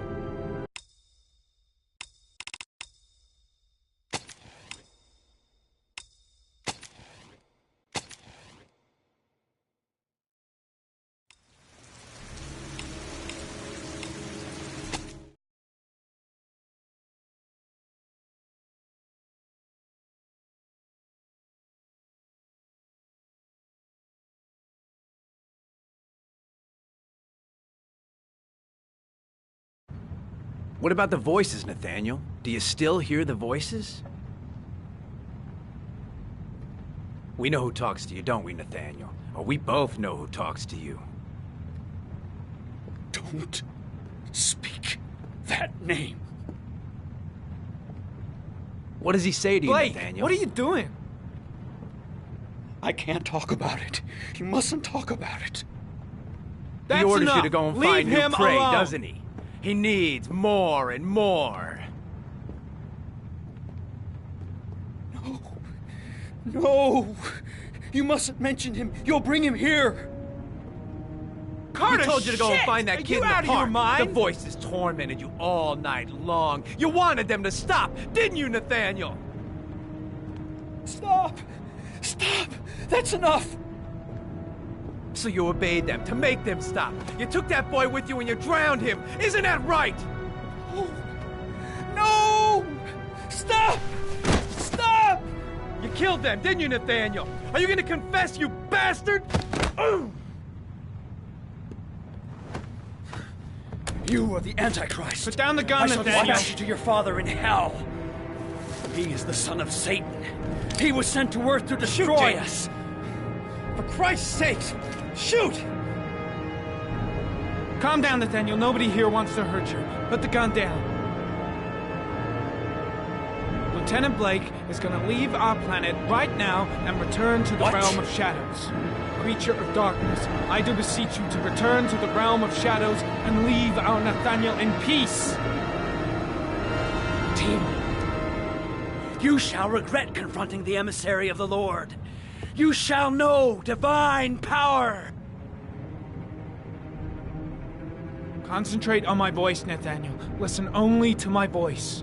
Christ all-powerful, defend us in our battle with the forces of evil. Protect us from the cunning and wiles of the demon. May God Almighty manifest the power of His empire, and may divine power cast Satan and all the other spirits that prowl the world in search of souls into the darkest depths of hell.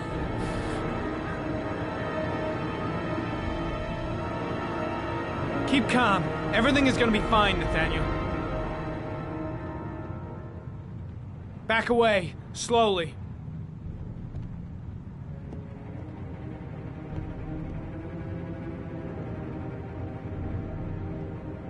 Now drop the gun. Drop it, Nathaniel.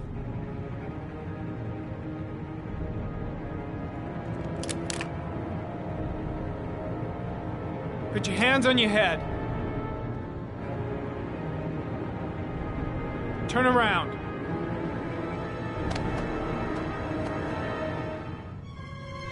Motherfucker! In the name of the Lord, I exorcise thee, Satan. Okay, freak, the show's over. You're under arrest. Pretty damn cool under the circumstances. I would have just shot him. A gun isn't the answer to every problem, Blake. Maybe not, but most of the time it helps.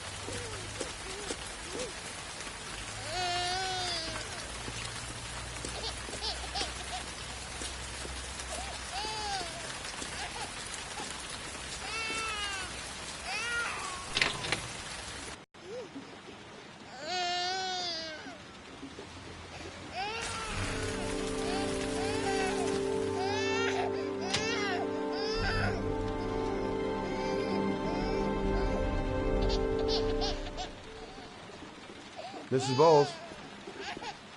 Anybody home? Oh, Jesus. Wait a minute.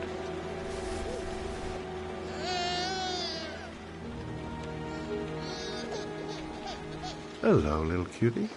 Oh? You looking for your mama?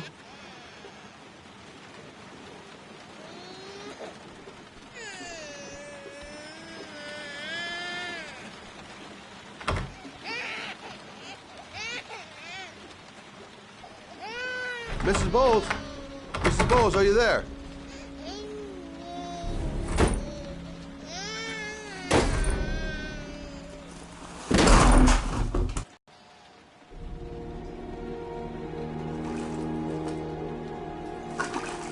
Mrs. Bowles! Mrs. Bowles, can you hear me? Wake up! Wake up!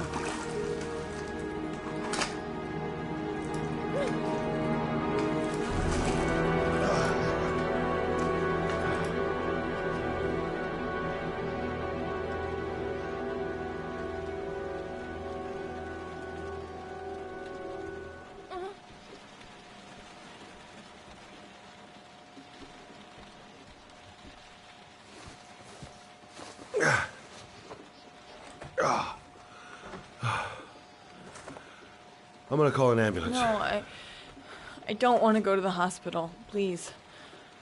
Okay. You got something around here I can dress this wound with? Yeah, I think so. Okay, don't move. I'll be right back.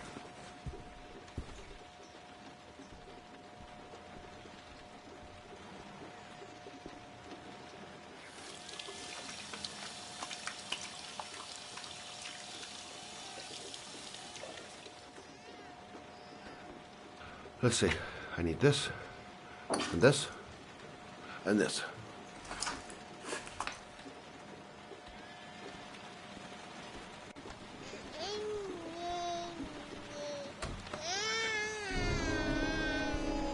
I'm here for you, Susan. You'll be all right. I'll take care of you.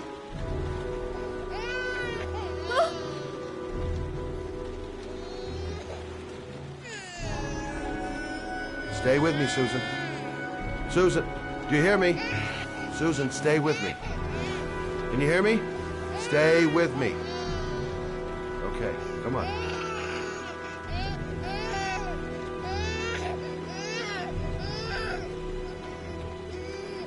There, I done what I can. That should stop the bleeding.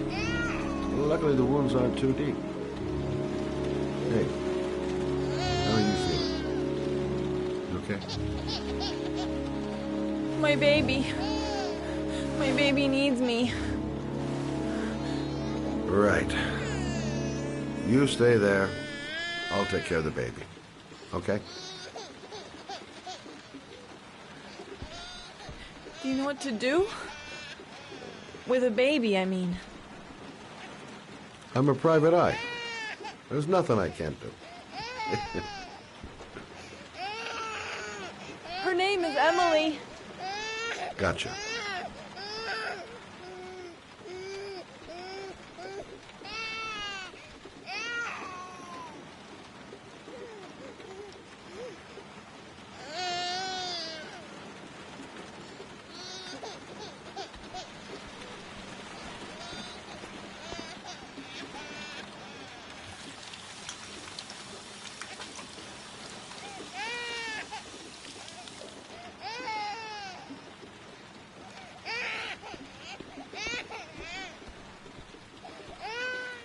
Hi there, Emily. So, what seems to be the problem, huh? Oh! Going by the smell, I got a pretty good idea.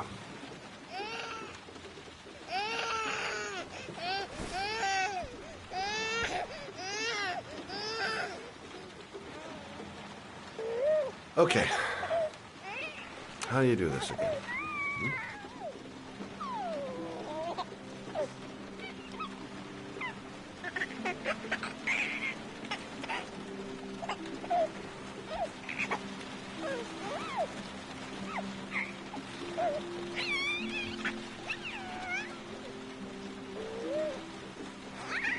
There you go, fresh new baby.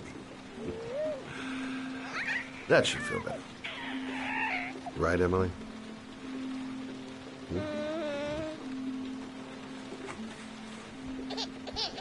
Hey, what's the matter? I thought we solved the problem.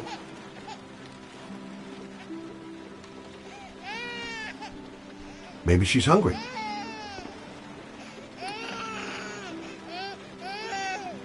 I guess I better warm this thing up.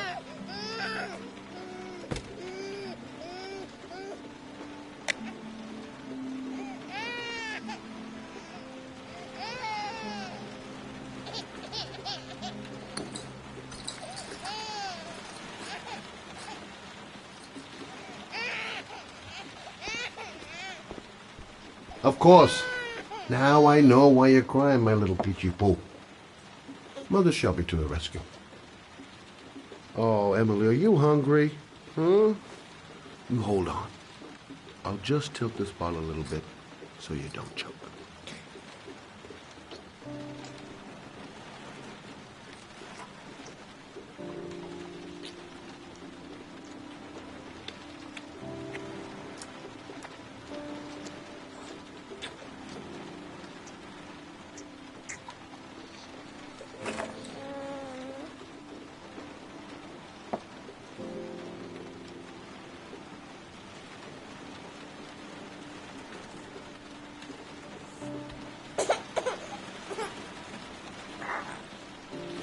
Oh, good job, Emily. You're feeling good now, right? Now, I'm gonna rock you very gently so you can have a nice little snooze. Okay? All right.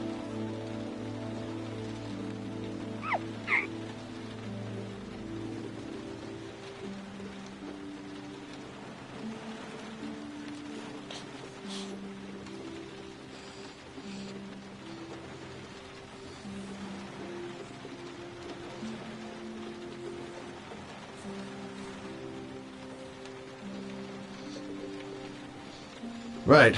That's about the limit of my maternal powers. Poor kid. Life ain't gonna be easy for her.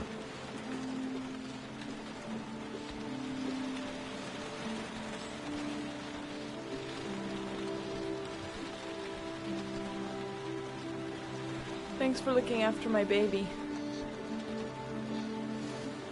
I didn't want to leave her. I just couldn't cope anymore. Just not having Jeremy around. He was such a good boy. I can't understand why anyone would want to hurt him. Do you take care of this baby on your own? Doesn't Jeremy's father live with you anymore? He disappeared. The day after Jeremy.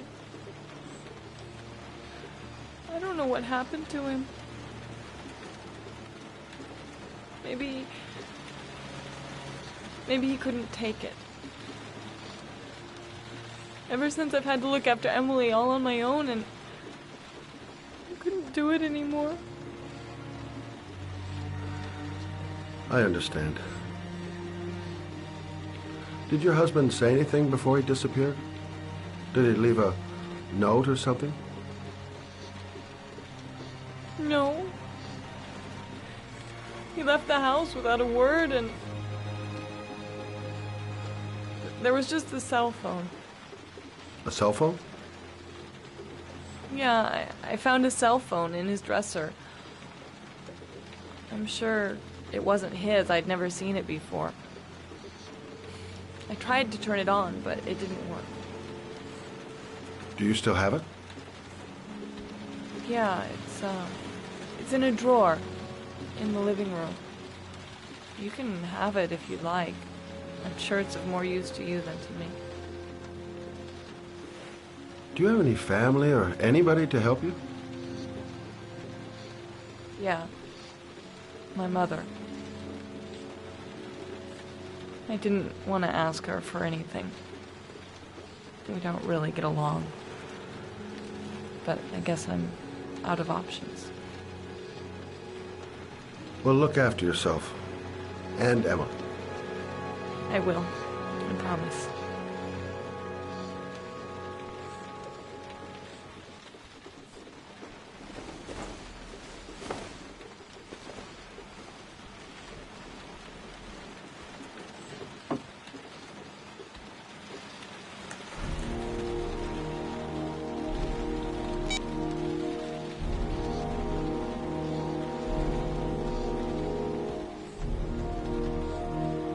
Good luck, Emily. You take care of your mama.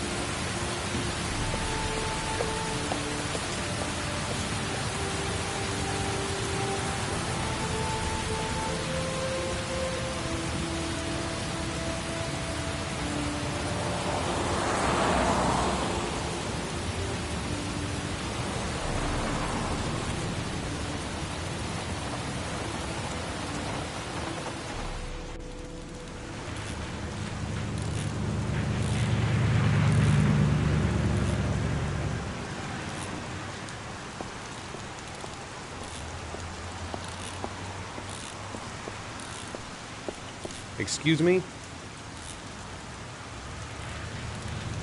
Hey! Oh! Huh. Sorry. Didn't see you. What can I do you for? I'd like to get my car.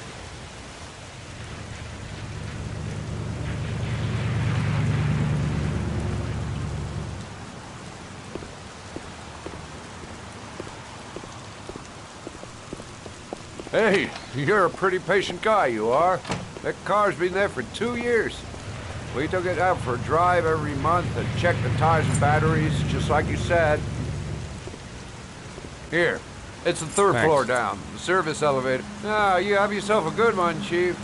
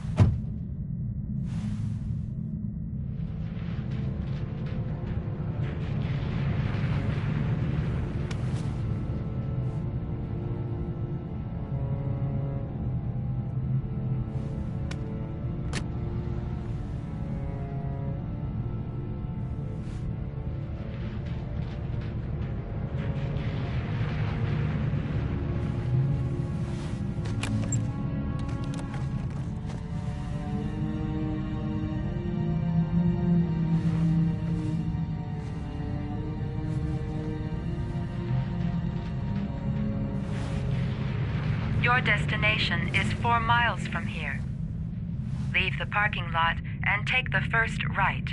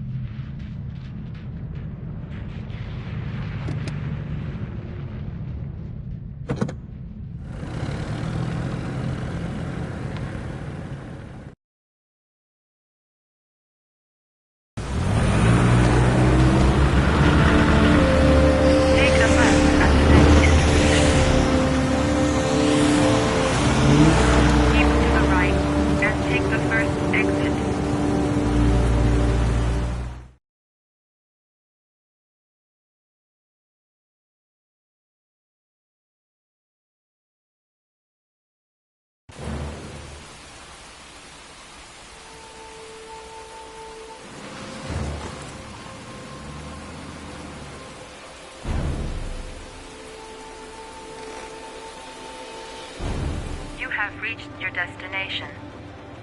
Are you ready to show your courage in order to save your son? Listen carefully. Take the highway and drive against the traffic for 5 miles. If you haven't reached your destination in 5 minutes, you will have failed. I can do it. I'd do anything to save my son. If I succeed, I'll get more letters for the hangman. It's my only lead. No turning back now.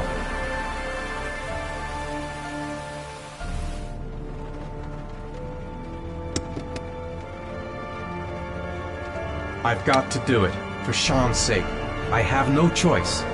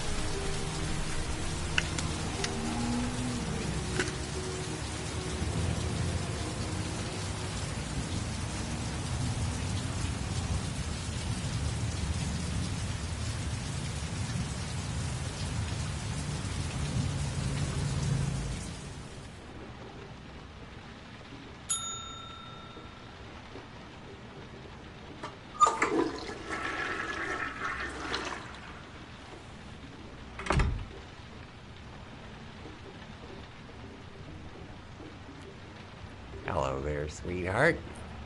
What can I do for you? I'd like a room. For you? Anything. Feeling the register.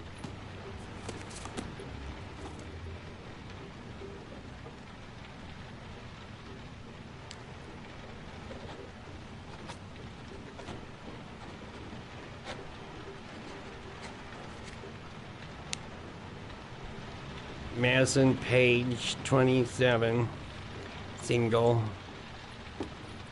How long will you be staying with us, Miss Page? I don't know yet. Room 201. Last floor, stairs on the right in the courtyard. Thanks. The pleasure was all mine. That's for sure.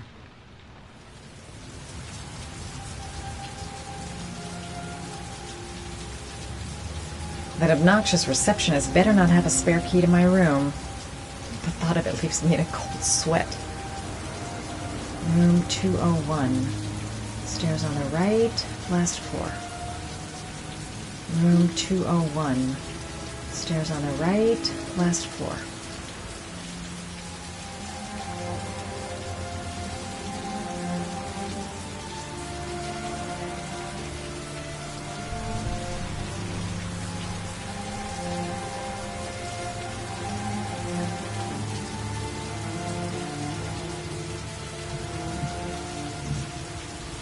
There's someone there. Is he wounded? Maybe I should take a look.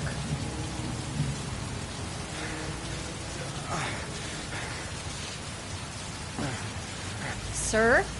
Are you all right? I'll call an ambulance. No ambulance. You're badly hurt. You need a doctor. Please, just help me to my room. It's number 207.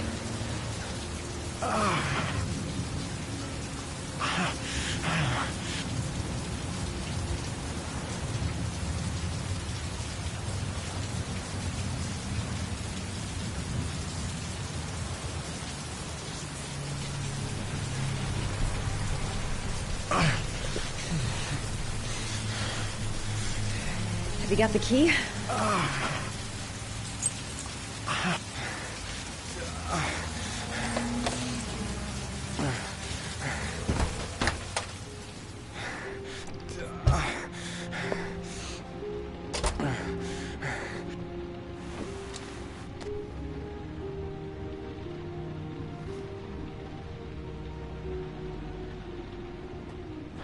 You're really in bad shape. You should see a doctor. Must have one, maybe two broken ribs. It's not fatal. But it's sore as hell. Your head is bleeding. It looks deep.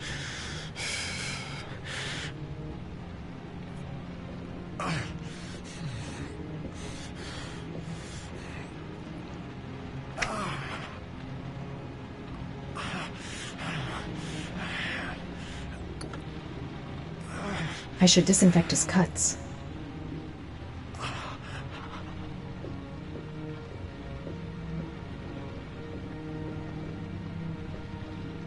I'm gonna disinfect your wound. This might hurt a little.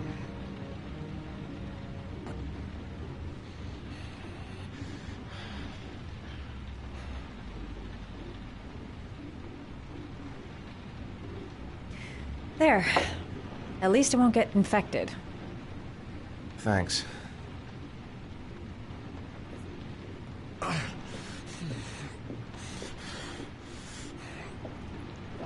Necophren 100 antibiotics. Administer to combat infection.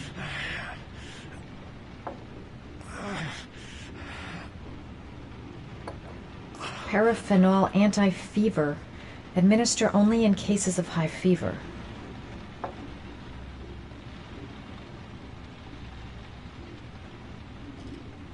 Paracetamol painkiller. Administer in cases of intense pain. Do not take more than one pill every 24 hours.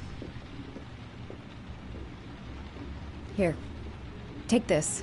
It should do you some good. It's a painkiller. It'll help reduce the pain. It says on the box to take one every 24 hours. I don't think it's a good idea to exceed the dose. I can't afford to wait. I wouldn't move around for a few days if I were you. I'm gonna take a shower. All right, let me help you.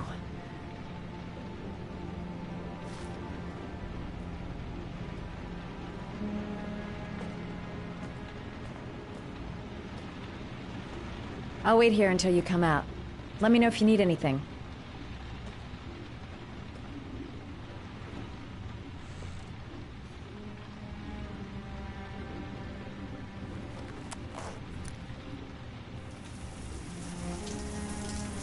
Talk to me. That way I'll know if you pass out.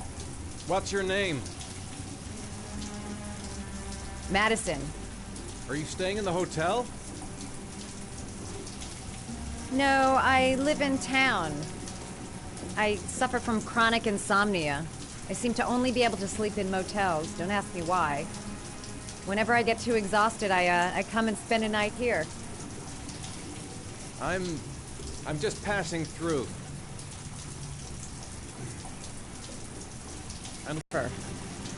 I take pictures of furniture for fashionable design magazines. And you? I'm an architect.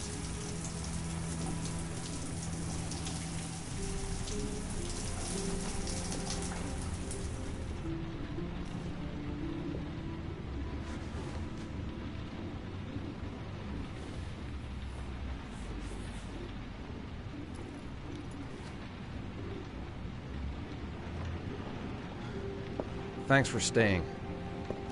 I feel a lot better now. Okay. I better get going then.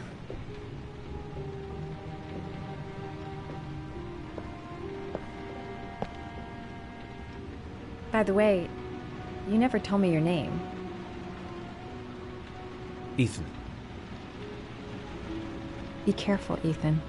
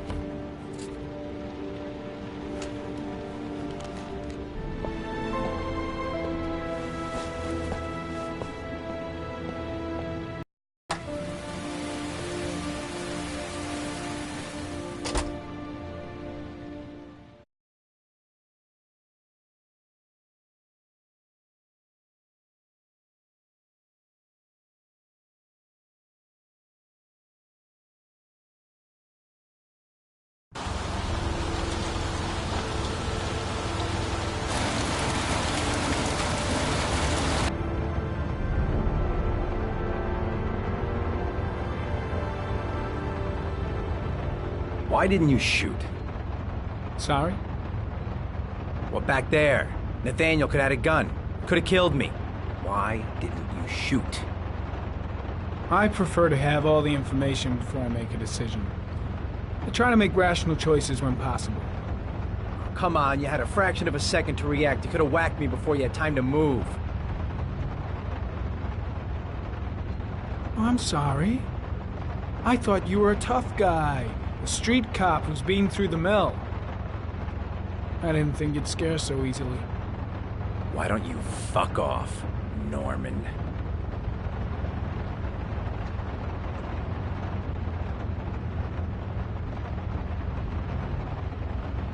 That's him.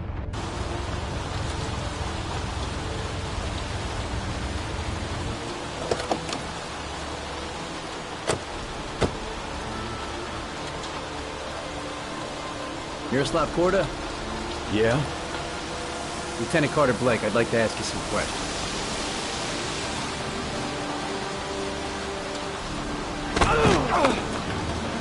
Shit, don't just stand there. He's gonna get away. Ah!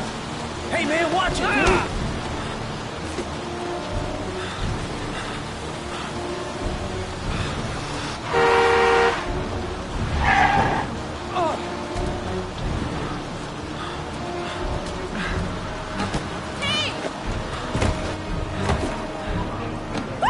Hey, watch it, man! Whoa!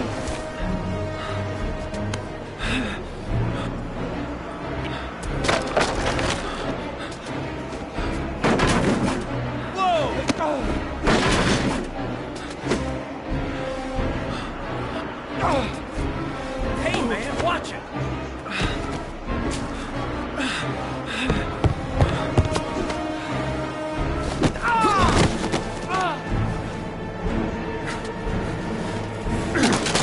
Hey, man, what's your problem?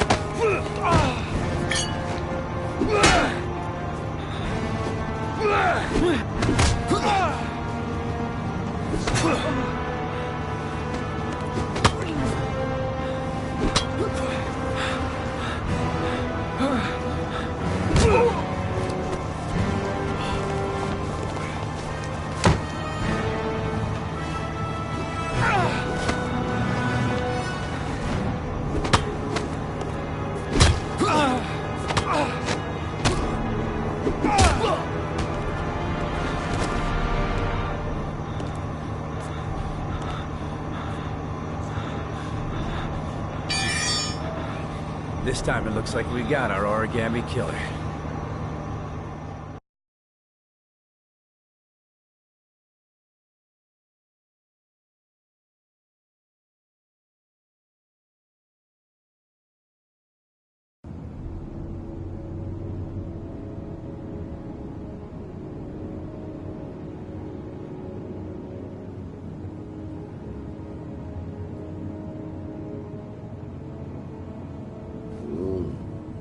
No.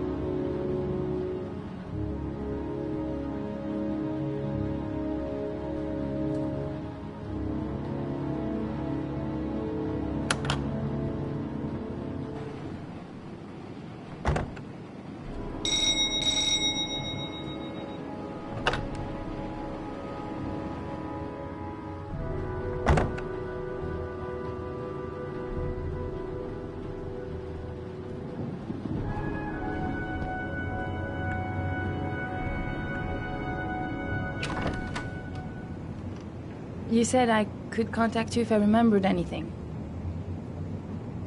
Can I come in? Sure.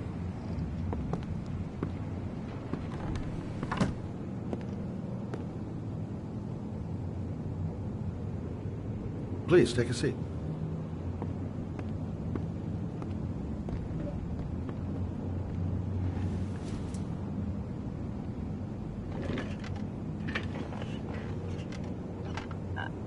I just remembered something. Maybe it's not important, but a letter arrived in the mail the morning Johnny disappeared. A letter? What kind of a letter? It was addressed to Johnny's father. I don't know what was inside it, but he read it and then he left. That's the last time I saw him. And you think there's a connection between that letter and Johnny's death, is that it? You remember anything else about the letter? Well, I don't know why, but I kept the envelope.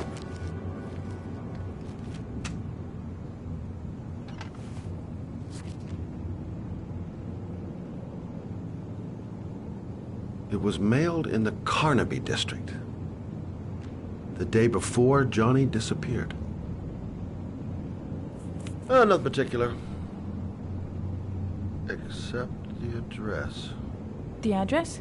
It was typed with an old typewriter. Could be a lead, you never know.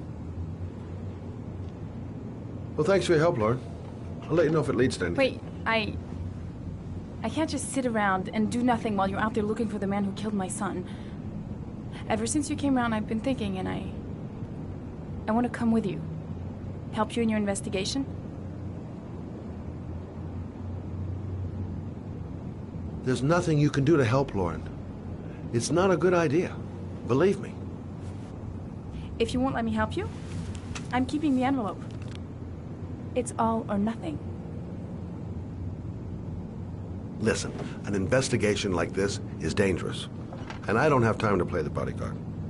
How many clues have you got, Mr. Shelby?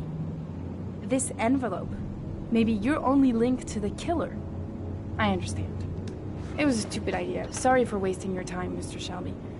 Wait. You're really something special, Lauren. I'll give you that. I'm just a mother. A mother who wants to find out who killed her son. Are we partners?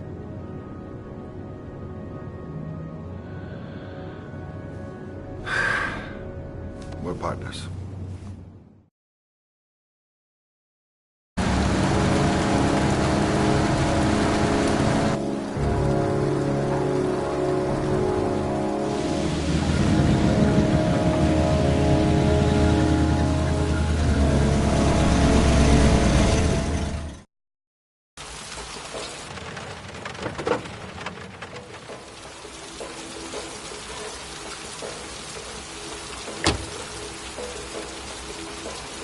Maybe you better stay in the car. We're partners, remember? Wherever you go, I go.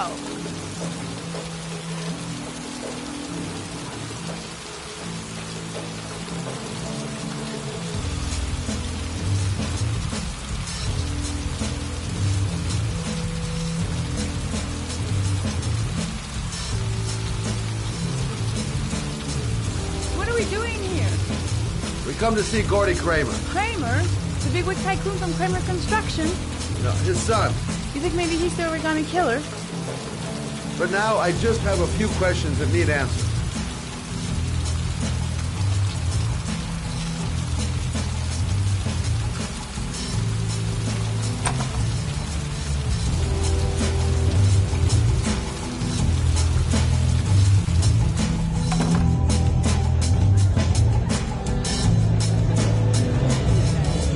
What a joint! Kramer must be loaded. What'd you think he paid for all this shiny crap? We'll discuss Kramer's decor another time. Are we gonna be here long? This place gives me the creeps. I'm gonna go find Gordy Kramer. You stay here till I come back. Okay? Okay, just let me know if you need me.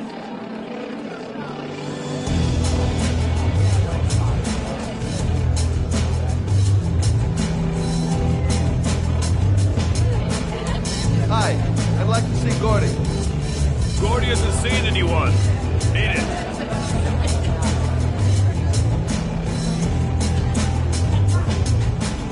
Look, here's Mr. Franklin. He says I should go up. You talk so crazy if I shove that wallet down your throat? Beat it. I ain't for sale. If I want to see Gordy Kramer, I'm gonna have to go about it some other way.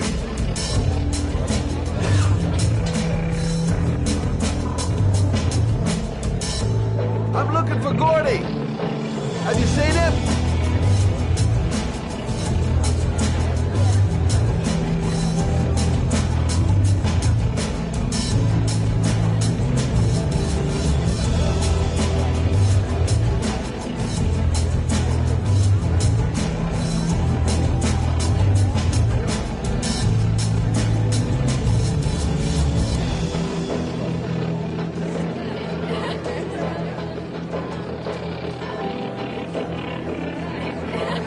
Hey, man. You think you could help me out? Do I look like a dealer? Get out of here!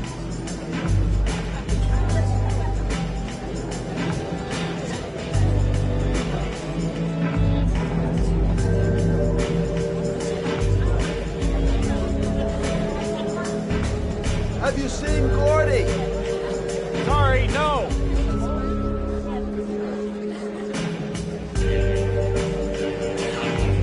Whoa! You see that guy over there? Do you know what he said about you? What'd he say? The bastard! I'll sort him out! You motherfucker!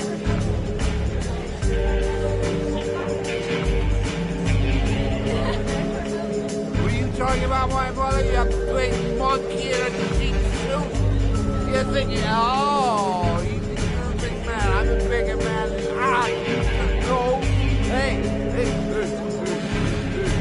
Ooh, monkey. I'm talking to you, big ape. What you saying about my mother? You get wild with me, my little friend. And you know who I am?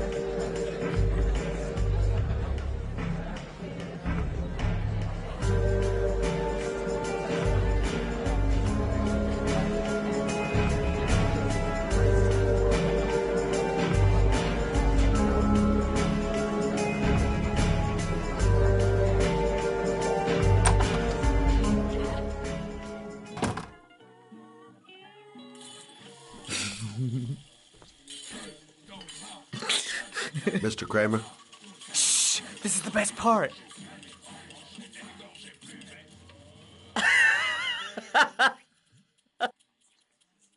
My name is Scott Shelby. I'm a private detective. I'm investigating the case of the Origami Killer. I'd like to ask you a few questions.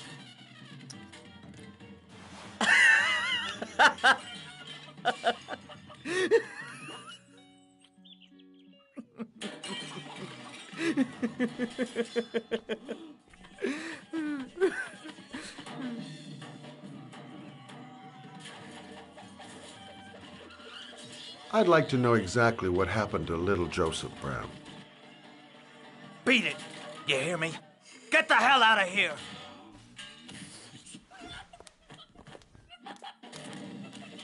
What do you want? A witness saw little Joseph Brown get in the back of your limousine. That was the last time anybody ever saw him. Now, I know you've been arrested and interrogated until your father made a little phone call and the file was closed.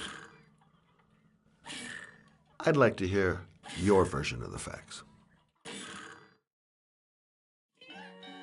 The kid was lost.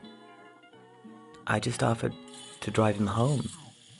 The police arrived, I explained the misunderstanding, and I was released.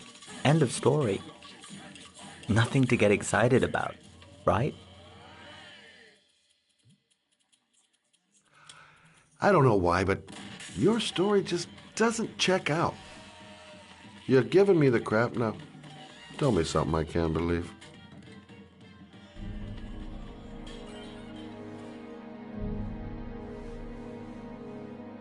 Very well.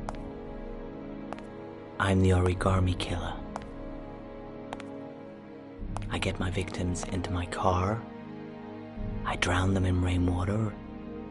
Then I dump them on a wasteland with an origami figure in one hand and an orchid on their chest. I do that because I'm bored, Mr. Shelby. And it's a creative and entertaining way of having fun. Is that good enough for you? Or do you want more? This interview is over. Get rid of this clown!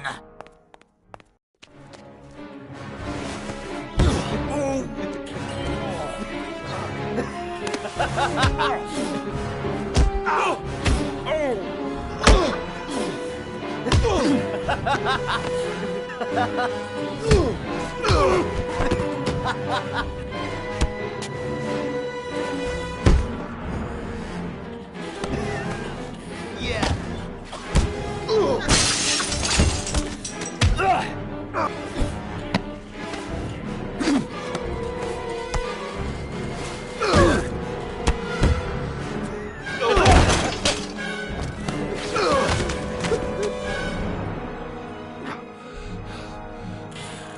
It's a dangerous game you're playing, Kramer.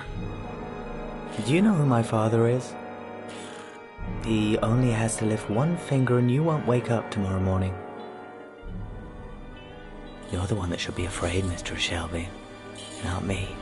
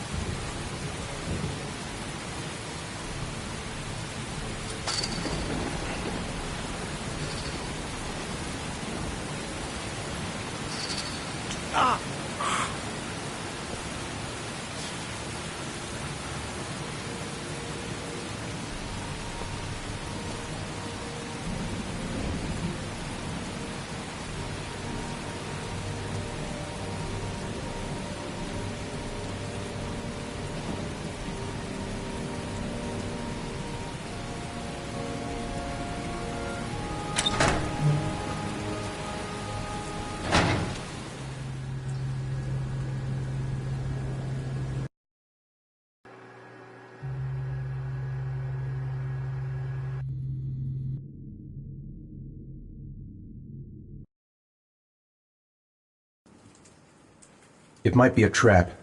I had bet... This is the old Pico power station.